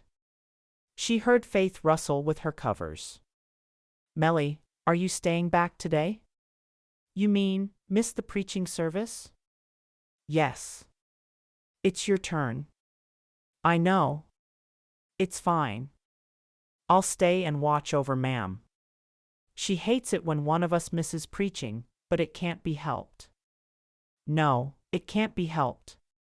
Mellie, is Ma'am going to die? Mellie sat up. What? Her arthritis just keeps getting worse. But, die? I don't think so. Mellie gazed at the dark lump in her sister's bed. I don't know that much about it. The English have computers, and I heard that they can look up anything and have answers in a minute or less. Mellie lay back down. I've heard the same. I also heard that some districts allow men who have businesses, like furniture making, to have computers. Really? Yes. I heard it. I wonder if our bishop would ever agree. Mellie laughed softly. No, I don't imagine he would. But if he did, maybe you could get one? You have a business. Mellie laughed again. Can you imagine what Ruthie would say if I got a computer? She doesn't even like that I have the shop. Faith yawned. She'll come around. Should we go back to sleep? Storm is over, so I guess we should. Mellie looked at her battery clock. She had to get up in 2 hours to start her baking. Then she almost chuckled. It was Sunday. She wouldn't be doing any baking at all that day. The family squished into the buggy and the pony cart and headed to the Troyers for preaching service that morning. Ruthie insisted on going. My leg's broke, but my behind isn't. I can sit on a bench for 3 hours, she'd insisted. Dan knew better than to argue, and he and Gabe got her into the buggy. Grandpa joined them, squeezing Mellie's hand as she saw them off. I can stay, if you want to go, he told her. I'm perfectly capable of watching over my own daughter. No, Grandpa. You go. I'm happy to stay with Ma'am. He gave her a sad smile and climbed into the buggy behind Ruthie. He waved to her as they left the drive. Mellie turned back and walked into the empty house. It felt cavernous and hollow without the constant chatter and noise of all its inhabitants. Almost gloomy, Mellie thought. She shook it off, amused at such a reaction. She went to the kitchen and brewed a pot of tea. When it was ready, she set the pot and 2 cups on a tray. She didn't bother putting on her cape since it was a quick walk to the Grandpa house out back. "Ma'am," she called as she approached the door. "I'm here to visit." She set the tray on the small porch table and opened the door. Picking the tray back up, she pushed her way into the front room. She closed the door behind her with a kick. "Ma'am." "I'm in here," Mellie called her mother. Mellie remembered the days when she was little, and her mother's voice was strong and melodic, a far cry from the weak, strained voice she now heard. Mellie went into her mother's bedroom and set the tea tray on the bedside table. "So, they're gone?" Ma'am asked. "They're gone." Mellie began to pour the tea. "I thought we might like to have tea together. I so rarely have extra time for it." The minute the words were out of her mouth, she regretted them. They only brought out the fact once again that her mother wasn't able to help with chores, putting a burden on the rest of the family. "I have some sugar for you," she said rapidly, hoping to cover her mistake. With more than one suppressed moan, Ma'am wriggled into a better sitting position in bed. "Thank you for the tea. No sugar, though." "But you always have sugar." "I don't need it." Mellie frowned. Of course, she didn't need it. But why wouldn't she want it? Mellie handed her the tea. Ma'am's hand shook as she held the cup. Mellie took her own cup and sat on the edge of the bed. "How are you doing today? I mean, really?" Ma'am pursed her lips and looked away. "Fine. You can tell me, you know." "I said fine," Ma'am repeated with more force. Mellie sighed. "Good. That's real good. Glad to hear it." She took a sip of the tea, which was still quite hot. She inhaled the steam as it floated toward her face. "Tomorrow, I want to be at the table for dinner." Mellie looked at her mother. "That's a right nice idea. Faith and I will come for you." Ma'am nodded her head. Mellie could hardly stand to watch her mother work so hard to get the cup of tea to her lips. But she managed and took a fairly loud slurp. Mellie chatted with her about the sweet shop and who had come in recently. She purposefully didn't elaborate on her new temporary hours. Her mother wouldn't be pleased about that. She'd always heartily supported Mellie's baking endeavors. "The children? And Ruthie? How are they doing?" "They're fine, ma'am. I'll have the children come out and visit you once they're back this afternoon." Ma'am's brow wrinkled. "And Beth?" Mellie's chest tightened. What was she to say? If she said that she'd heard from her, Ma'am would want to read the letter for herself. On the other hand, she could hardly lie to her mother. "She's doing well," she finally said. Ma'am's eyes brightened. "She's written then? Why haven't I seen the letter?" Mellie swallowed. "She wrote to me. It's up in my room." Her mother was quiet, as if she pondering the details. "I know you two girls has always been unusual close." Mellie sucked in her lower lip. "Telling each other everything." Ma'am sighed. "So I suppose you aren't showing anybody the letter." "It was to me," Mellie repeated. "But she's doing well." "Right well, ma'am. Loves her teaching.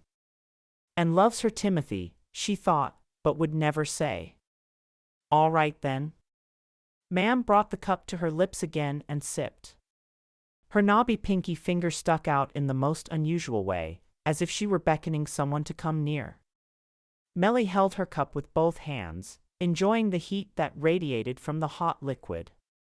"Is there anything I can do for you?" she asked. "No. I'm fine. Like I said. Would you like to write a letter to Beth? You can tell me what you want to say, and I'll write it for you." She smiled at her mother. "It would be fun, wouldn't it? And Beth would so love to hear from you." Ma'am nodded. "Yes. I'd like that." Mellie stood, nearly sloshing her tea over the side of the cup. She laughed and took another drink. "All right, then. I'll run to the big house for some stationery. Unless you have some out here." "No. Your grandfather isn't one for writing letters." She laughed. Mellie's spirits rose. Ma'am so seldom laughed anymore. It was a beautiful thing to hear. "I'll be right back then." She set her tea on the tray and hurried outside and across the yard. She entered the big house through the side door and ran upstairs to her dresser. She kept a nice supply of stationery in her top drawer. She reached in and chose an especially pretty piece. It was light blue with a small flower in the corner. Then she grabbed a pen and hurried back to Ma'am. It felt good to be doing something nice for her mother, and something her mother was actually interested in. Plus, Beth would be so happy to get the letter. Mellie nearly sang on her way back to the grandpa house. She flung open the door and then closed it against the rush of cold air. Her mother was particularly sensitive to the cold, and she didn't want anything to put a damper on their nice morning together. She glanced at the heating stove and was happy to see it was still burning nicely. "I'm back." She went to her mother's bedroom and stopped short. "Ma'am," she cried. Her mother was crumpled on the floor near the foot of the bed. Her thin body was shaking and tears coursed down her face. "Ma'am." Mellie cried again, dropping the stationery and rushing to her. She fell to the floor and cradled the woman's head. "Ma'am, what happened?" Ma'am choked and blubbered as the tears continued to fall. Mellie could see that she wasn't able to speak. "Shall I get you up? Do you think you've broken something?" Mellie glanced down her mother's body, looking for any unusual twists. It was useless. Her mother's body was already so fragile and knobby that she couldn't tell a thing. "Shall I pick you up?" she asked. "Just nod or shake your head." But Ma'am did neither. She just continued to cry. Mellie grabbed a quilt off the bed and tucked it around her. Then she dashed up and snatched the pillow off the bed. Carefully, she eased it under her mother's head. "Ma'am, can you tell me?" Icy fear twisted around her heart. "Nobody else is at home. Do you need an ambulance?" Ma'am's eyes widened, and then she squeezed them shut. She appeared to be holding her breath. "I'm going for an ambulance," Mellie said decisively. She reached up and pulled another quilt off the bed. She placed it on top of her mother, tucking the corners around the trembling body. "I'll be quick. Right quick. Don't worry. I'm getting help." She leaned over and brushed a kiss against her mother's cheek and then raced from the room. She erupted from the grandpa house, running wildly across the yard and down the road. There was a phone shanty not too far away. The frigid air grabbed at her and spurred her forward even faster. Her feet flew over the asphalt. Her breath came in gasping heaves, the cold scraping her throat. The phone shanty was just ahead. She ran the few steps into the field and threw open the door. She picked up the phone and dialed 911. Everyone in the district knew of the emergency number. In fact, it had been used more than once by local families. But never in her life had Mellie ever imagined needing to use it. But there she was, clasping the phone with frozen fingers. She blurted the information to the operator and then hung up, sprinting back across the field and the road and not stopping until she burst back into the grandpa house. She paused and bent nearly double, grabbing her knees and gasping for breath. Then she hurried to her mother. Ma'am had stopped crying. She lay perfectly still, a nearly blank look on her face. Help is coming. Don't worry. Help is coming. She knelt on the floor and patted her mother's shoulder lightly. I ain't going. No English hospital, the woman eked out. Mellie's eyes widened. But ma'am, you have no choice. You're hurt. A spasm flashed across ma'am's face. Been hurt before. But you have to go. You might have broken something. Panic surged through Mellie. What if ma'am was bleeding inside somewhere? What if she'd broken her hip? She had to go to the hospital. Ma'am took a jerky breath. No, she pressed her lips in a taut line. Mellie sank to the floor. Please, ma'am. Please. Ma'am closed her eyes and would say no more. Tears burned in Mellie's eyes. Frustration rose so quickly in her throat that she wanted to scream. But it would do no good. Ma'am was as stubborn as they came. Mellie gulped. Had she done the right thing, calling for help? Tears slid down her cheeks as she waited for the siren. Chapter 6. The ambulance's shrill cry came within minutes. Mellie jolted up and ran to the front of the house. The medics parked quickly and climbed out of their vehicle. She's back here, Mellie said. But she won't come with you. The two men trailed her to the grandpa house. Mellie showed them to her mother's room, where her mother lay with her eyes closed. She fell. She has rheumatoid arthritis, and I'm worried she broke something. One of the medics knelt down beside her. He began to remove the quilts when Ma'am's eyes flew open. No, she cried. No. The man looked up at Mellie. I'm sorry. She leaned over her mother. Ma'am, you don't have to go to the hospital. But please, at least let them check for broken bones. Ma'am's nostrils flared, but she said nothing. Ma'am, the medic said in a gentle voice, I'd like to just give you a simple go-over. It won't hurt. I'll be quick. The other medic knelt by her. We can take you to the hospital. Fact is, we've taken other fine Amish folk there. The doctors are good people. Ma'am squeezed her eyes even more tightly shut. The two medics looked at Mellie. She shrugged and shook her head. I'm sorry, she whispered. No need to be sorry, said the first medic. I'm going to check for broken bones. I can't guarantee anything without x-rays, you understand? I understand. Now, ma'am, I'm going to remove the quilts, all right? Nice and easy like. Ma'am didn't respond. Mellie nodded her head. The man slowly pulled back the quilts. The other man placed them on the end of the bed. Mellie turned away, trying to give her mother at least a modicum of privacy. She didn't know if the man would have to pull up her nightgown or not. If he did, she imagined her mother would scream. Mellie kept her face averted and was relieved that her mother made no comment. All right, miss. Mellie turned back around.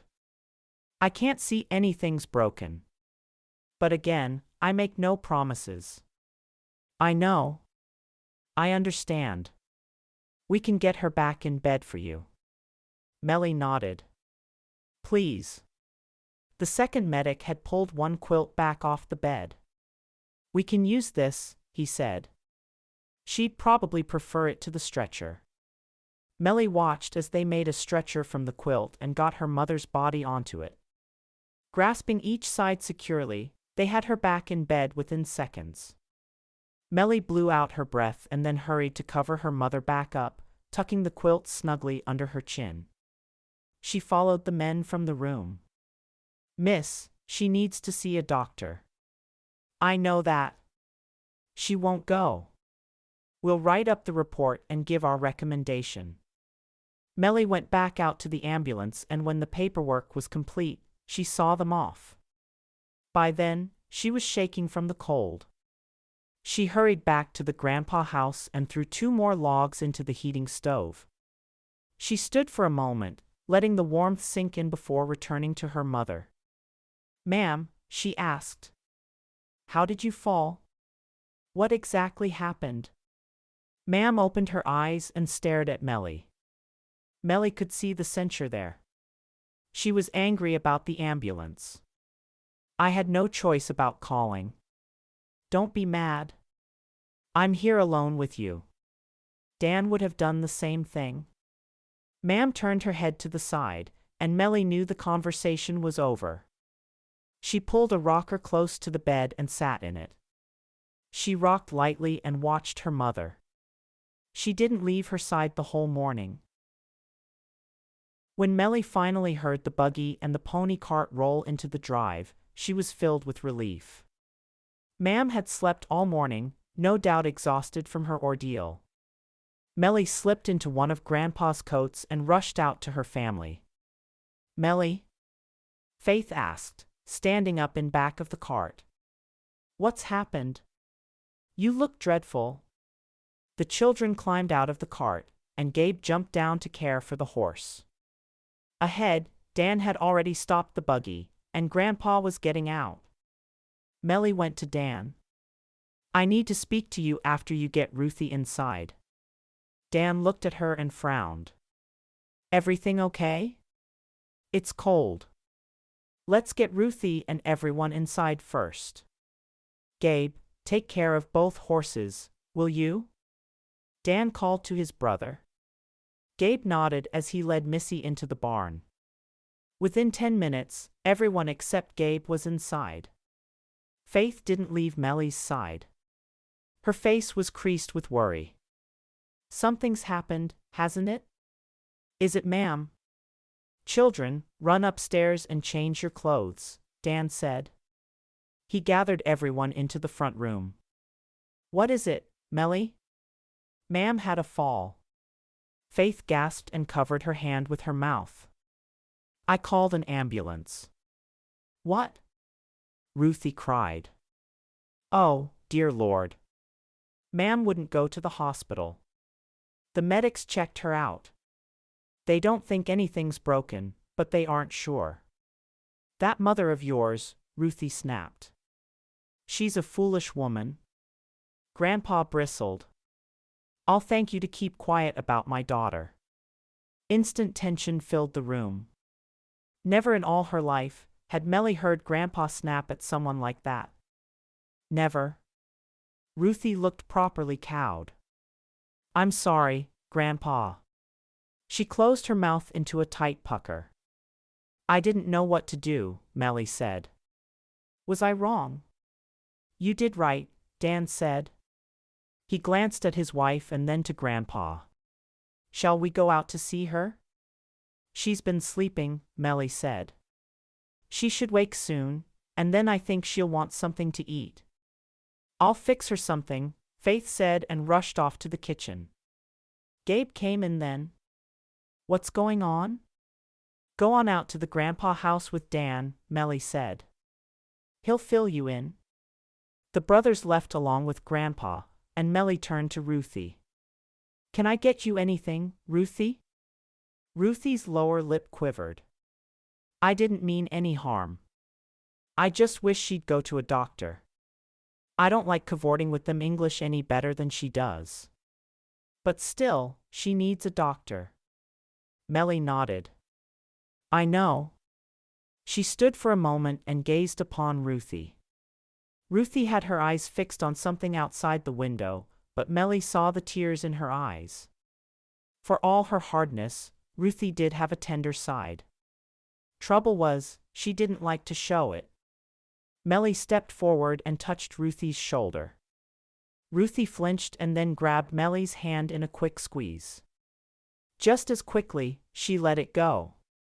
Better get on in there and help Faith, Ruthie said, but her shaky voice belied the curtness of her words. Mellie inhaled deeply and went toward the kitchen to help her sister. She tried to ignore the guilt swirling through her. Knowing her mother's beliefs, she shouldn't have called the ambulance.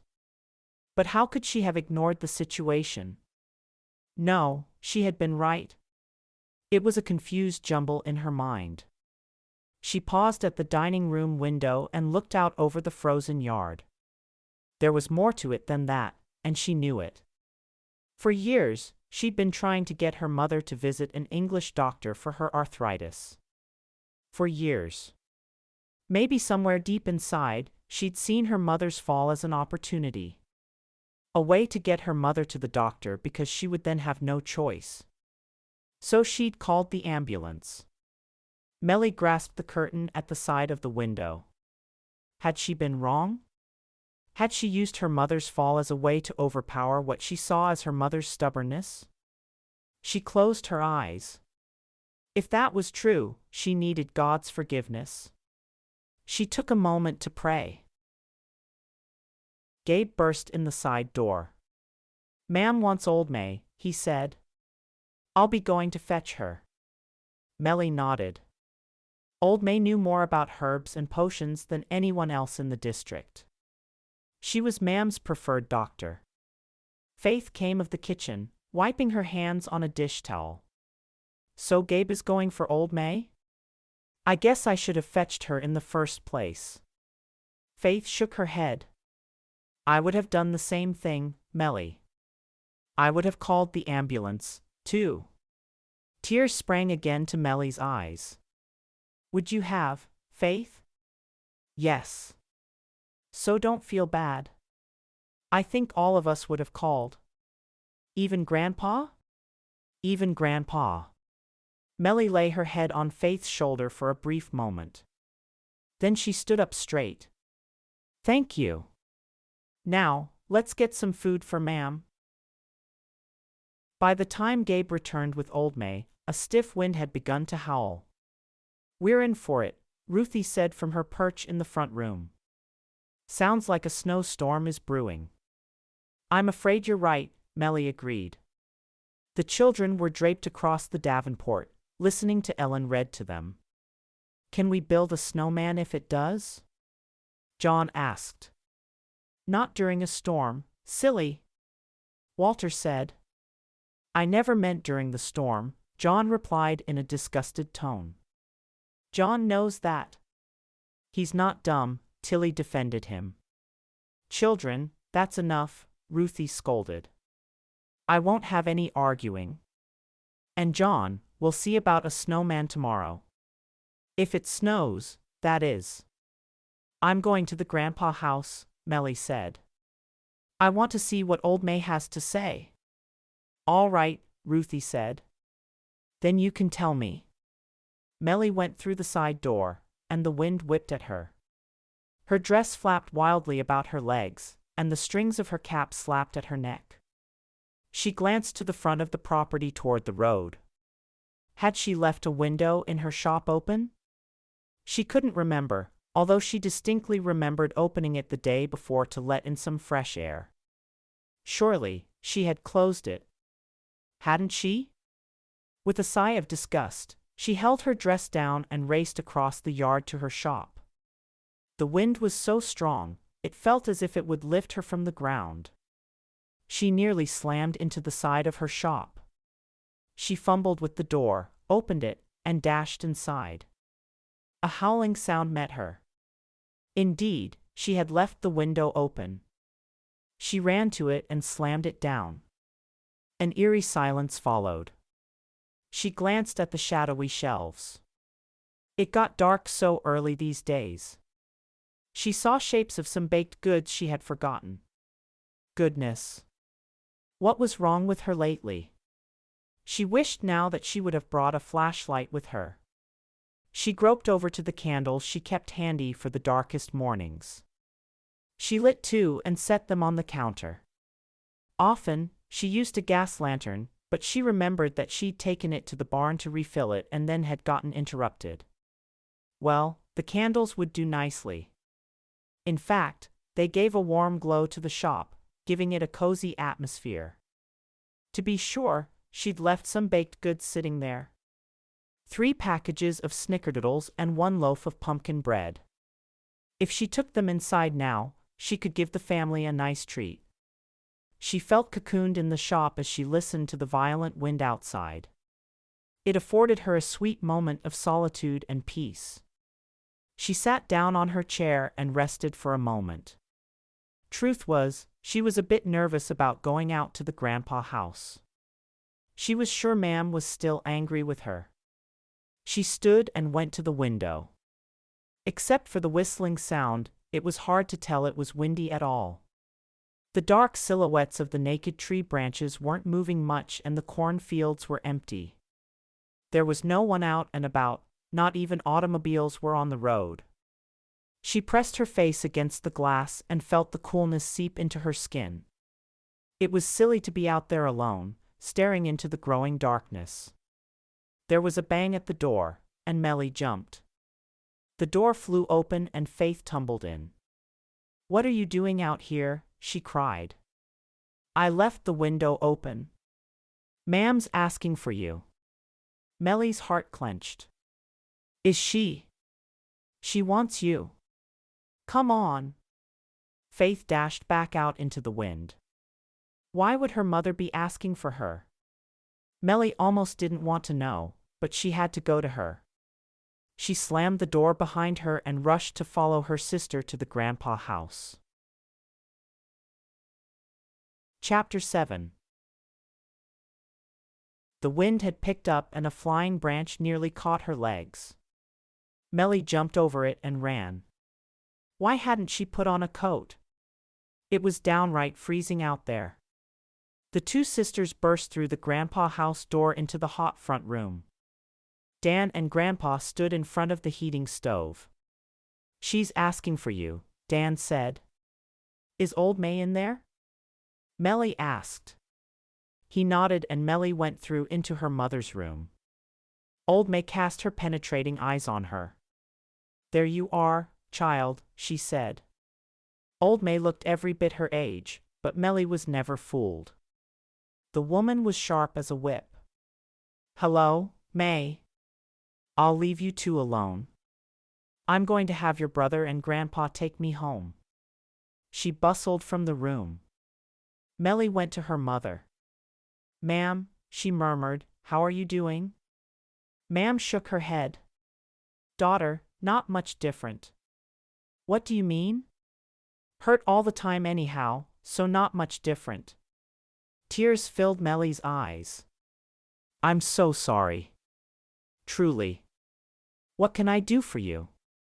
Ma'am reached out her thin arm and patted the side of the bed. Mellie sank down on it. "I know you were doing what you thought right." Mellie leaned close to hear her mother's words. "I shouldn't have gotten so mad at you," her mother continued. Mellie swallowed hard. "It's okay. I know you don't like English medicine. It was my fault. You were trying to help me." Mellie nodded, tears slipping down her cheeks. "You love me." Ma'am took a long breath, and the air wheezed in her mouth. "I know that. I know you think I'm an old fool." "Ma'am." "No. I don't." Ma'am held up her hand. "It's all right. I know you do." Mellie pressed her lips together to bite back a sob. "Don't matter. You love me, and I love you." Her eyes rested on the quilt covering her and then lifted to meet Mellie's. "Don't know how much more time I have on this earth. I wanted you to know I've made peace with it. When I go, I go. I'm at peace with the Lord God." Mellie dropped her head onto her mother's thin frame. "Ma'am, ma'am. No. None of that. I ain't going right now. Maybe not for a long time. Only God knows. But you've been fighting this." "Fighting me?" She took another gasping breath. You need to know that I'm at peace. Let me live the rest of my days in God's will. Mellie's cries were muffled in the quilt. Look at me, daughter. Mellie raised her head. Just let me be. Trust God, Mellie. That's all you have to do. Trust God. Mellie swiped at the tears running down her face. I will, she said. I'll trust him. As she spoke the words, Mellie knew that for her mother, trusting God meant trusting in the old ways. And the old ways didn't include doctoring by the English. Mellie closed her eyes. Whether she agreed with her mother or not, her mother was right. Mellie had to allow her to live the way her faith dictated. She had to quit fighting against her. She had to love her and let her be. Even as part of her rebelled against the idea, another part of her felt a heavy burden slip from her shoulders. She was no longer responsible to talk her mother into something she didn't want to do. And it was more than that even, something her mother didn't believe in. Something her mother staunchly opposed because of her faith. Mellie blinked back her tears. All this time, years even, she'd resisted what she saw as her mother's stubbornness. Maybe it wasn't stubbornness at all. Maybe it was just blind faith. Better now? Ma'am asked, reaching out and patting Mellie on the shoulder. Mellie sat upright. Better, she said. She sniffed. I'm sorry, ma'am. Ma'am shook her head and raised her thin arm in a dismissing wave. No. No need. Mellie laid her head again on Ma'am's thin body. They were both silent, just being in each other's company. Minutes slipped by. Mellie couldn't remember a time when she and her mother had passed such peaceful moments together. It felt good. Right? She closed her eyes and thanked God. Mellie! Faith screamed, rushing to the bedroom door. Mellie! Mellie jerked upright. What? Come here. She flew from the bed and raced to the front of the grandpa house after her sister. What? What is it? Your shop. Faith stood at the open door and pointed. Orange flames leapt from the side windows of the shop. Even in the darkness, Mellie could see the black smoke billowing from the small building. No, she cried. No. Mellie tore outside toward her shop. Dan was already racing ahead of her. As was Gabe. Get the hose! Dan hollered. Gabe changed course, running toward the barn, where Old May stood next to the buggy, transfixed. No! Mellie cried again. She ran to the front of the shop as Dan was throwing open the door. A loud whoosh threw him back, almost into her. Mellie! It's too far gone, he yelled. Get back! No! I won't, she screamed. She tried to push past him, but he grabbed her around the waist and held on. Let me go, she cried. Let me go! She pounded on his arms, but they held fast.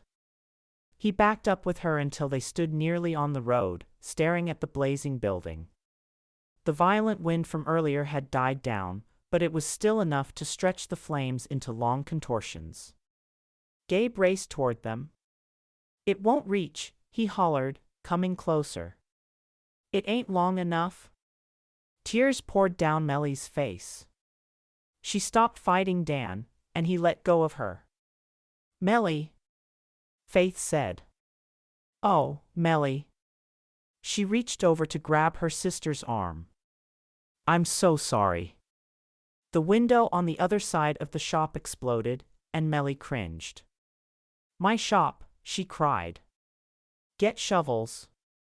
Dan said. Come on, Gabe. We'll get shovels. Mellie took off ahead of them, running toward the barn. She plunged inside, feeling her way to the pile of tools. She found a shovel immediately and raced back to her shop. She dug into the dirt and began throwing soil on the fire. "It's too late," Faith said. "Mellie, it's too late." "It isn't." Mellie threw another shovelful of dirt on the fire. Her face was hot even in the blinding cold of the evening. She stomped on the shovel, wheeling it deeper into the frozen ground. Her hands had a death grip on the handle. She got another chunk of dirt loose and threw it onto the fire. Dan and Gabe rushed up next to her and frantically started jumping on the blades of their shovels, trying to free up some dirt. Mellie heard voices behind her, recognizing some of their neighbors. Mr. Troyer had brought a shovel, too. "I called the fire department," he shouted above the din and then began digging along with them. Mellie's hair came loose from her bun and fell into her face, but she ignored it. Her hands hurt as she tried to loosen more dirt. Minutes passed, and with a splinting roar, the roof caved in. A siren was heard and everyone backed away from the fire. Except Mellie. She couldn't stop. She could feel the blood on her hands, but she kept stomping her shovel into the dirt, trying to get some free. "Mellie, stop," a voice close to her ear said. "Just stop." Two strong arms guided her back from the front of her shop. She allowed herself to be dragged away, tears streaming down her dirty face.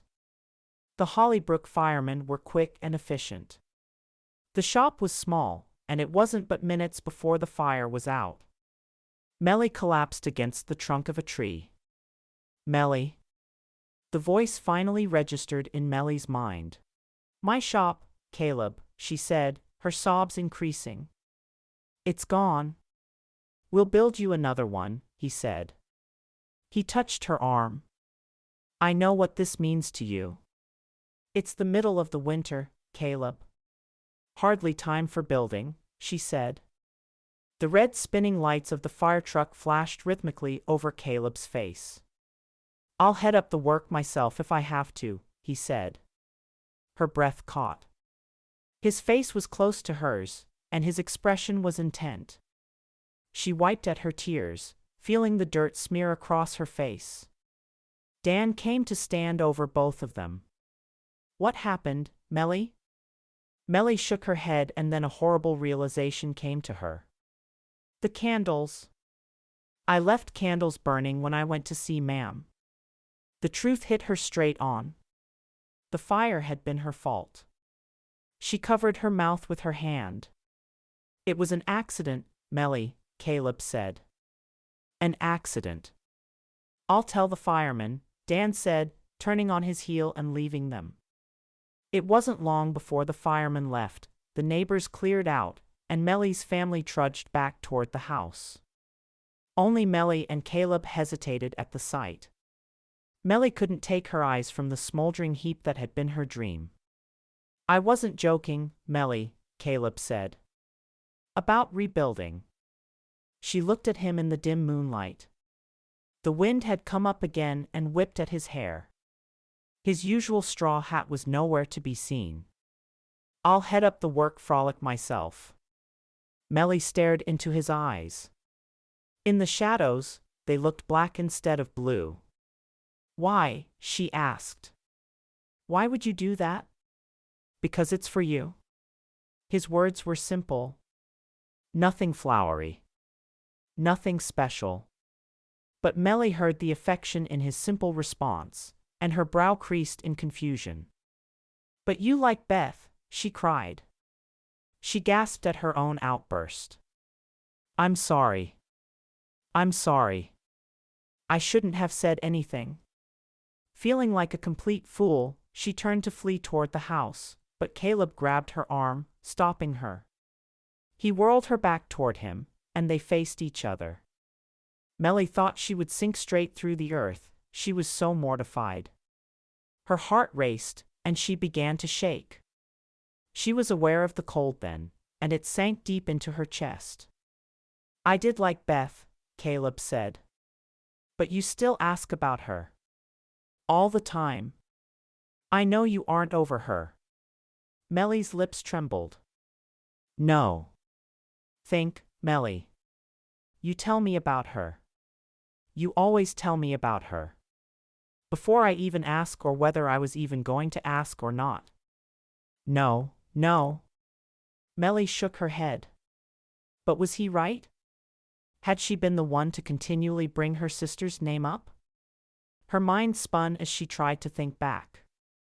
I stopped wondering about Beth quite some time ago. But when I told you she was being courted, you looked sad. Caleb shook his head. Mellie. It was finished with me and Beth the minute she chose teaching over me. Did I hurt? Yes. Of course. I'd planned to marry her. But as time went on, I realized she wasn't the one for me. Mellie gaped at him. But, your face. You were sad. I was. At first. But I thought you still loved her. I know you thought that. You kept thinking that. And then you started dating Obadiah. She gave a quick intake of breath. Caleb leaned closer. I knew you were seeing him. I knew he took you home in his courting buggy. But he's sweet on you, Mellie.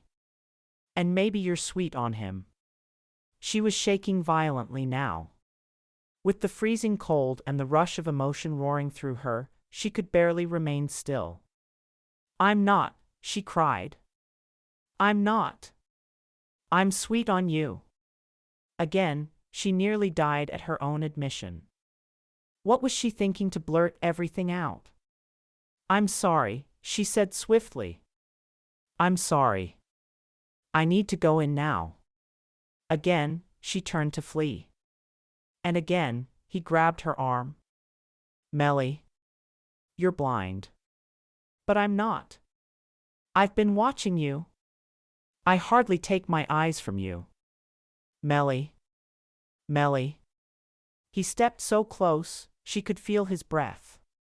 Even with the wind, she could feel his warm breath on her. You're blind. He leaned down and brushed his lips over her smeared cheek. And then he laughed. You taste like dirt, Mellie. She blinked. Her cheek burned, not from the fire but from his searing kiss. Dirt? She asked blankly. He laughed again and hugged her. Releasing her quickly, he stepped back. Next youth singing, you'll ride home with me, right? She nodded, scarcely daring to believe what he was saying. You're nodding, right? It's a bit dark out here. She laughed then. I'm nodding, Caleb. I'm nodding hard. You'd better go on in. Or we're going to start some major gossip, he said. I'm going. She started back toward the house, and despite the cold air, a warm glow spread through her entire body. A delicious sensation that she wanted to feel forever and ever. She paused and looked back. Caleb? Yes. I'm still nodding. And then she left him, running back to the big house and her family. But not before she heard him chuckle behind her. The end. Thank you for listening to The Fire by Brenda Maxfield. You can be assured that all her books are clean and wholesome. To find other romances by Brenda Maxfield, as well as the other authors at Tika House Publishing, visit www.tikahousepublishing.com. Remember to hit like and subscribe, and we will see you in the next Brenda Maxfield Amish Romance.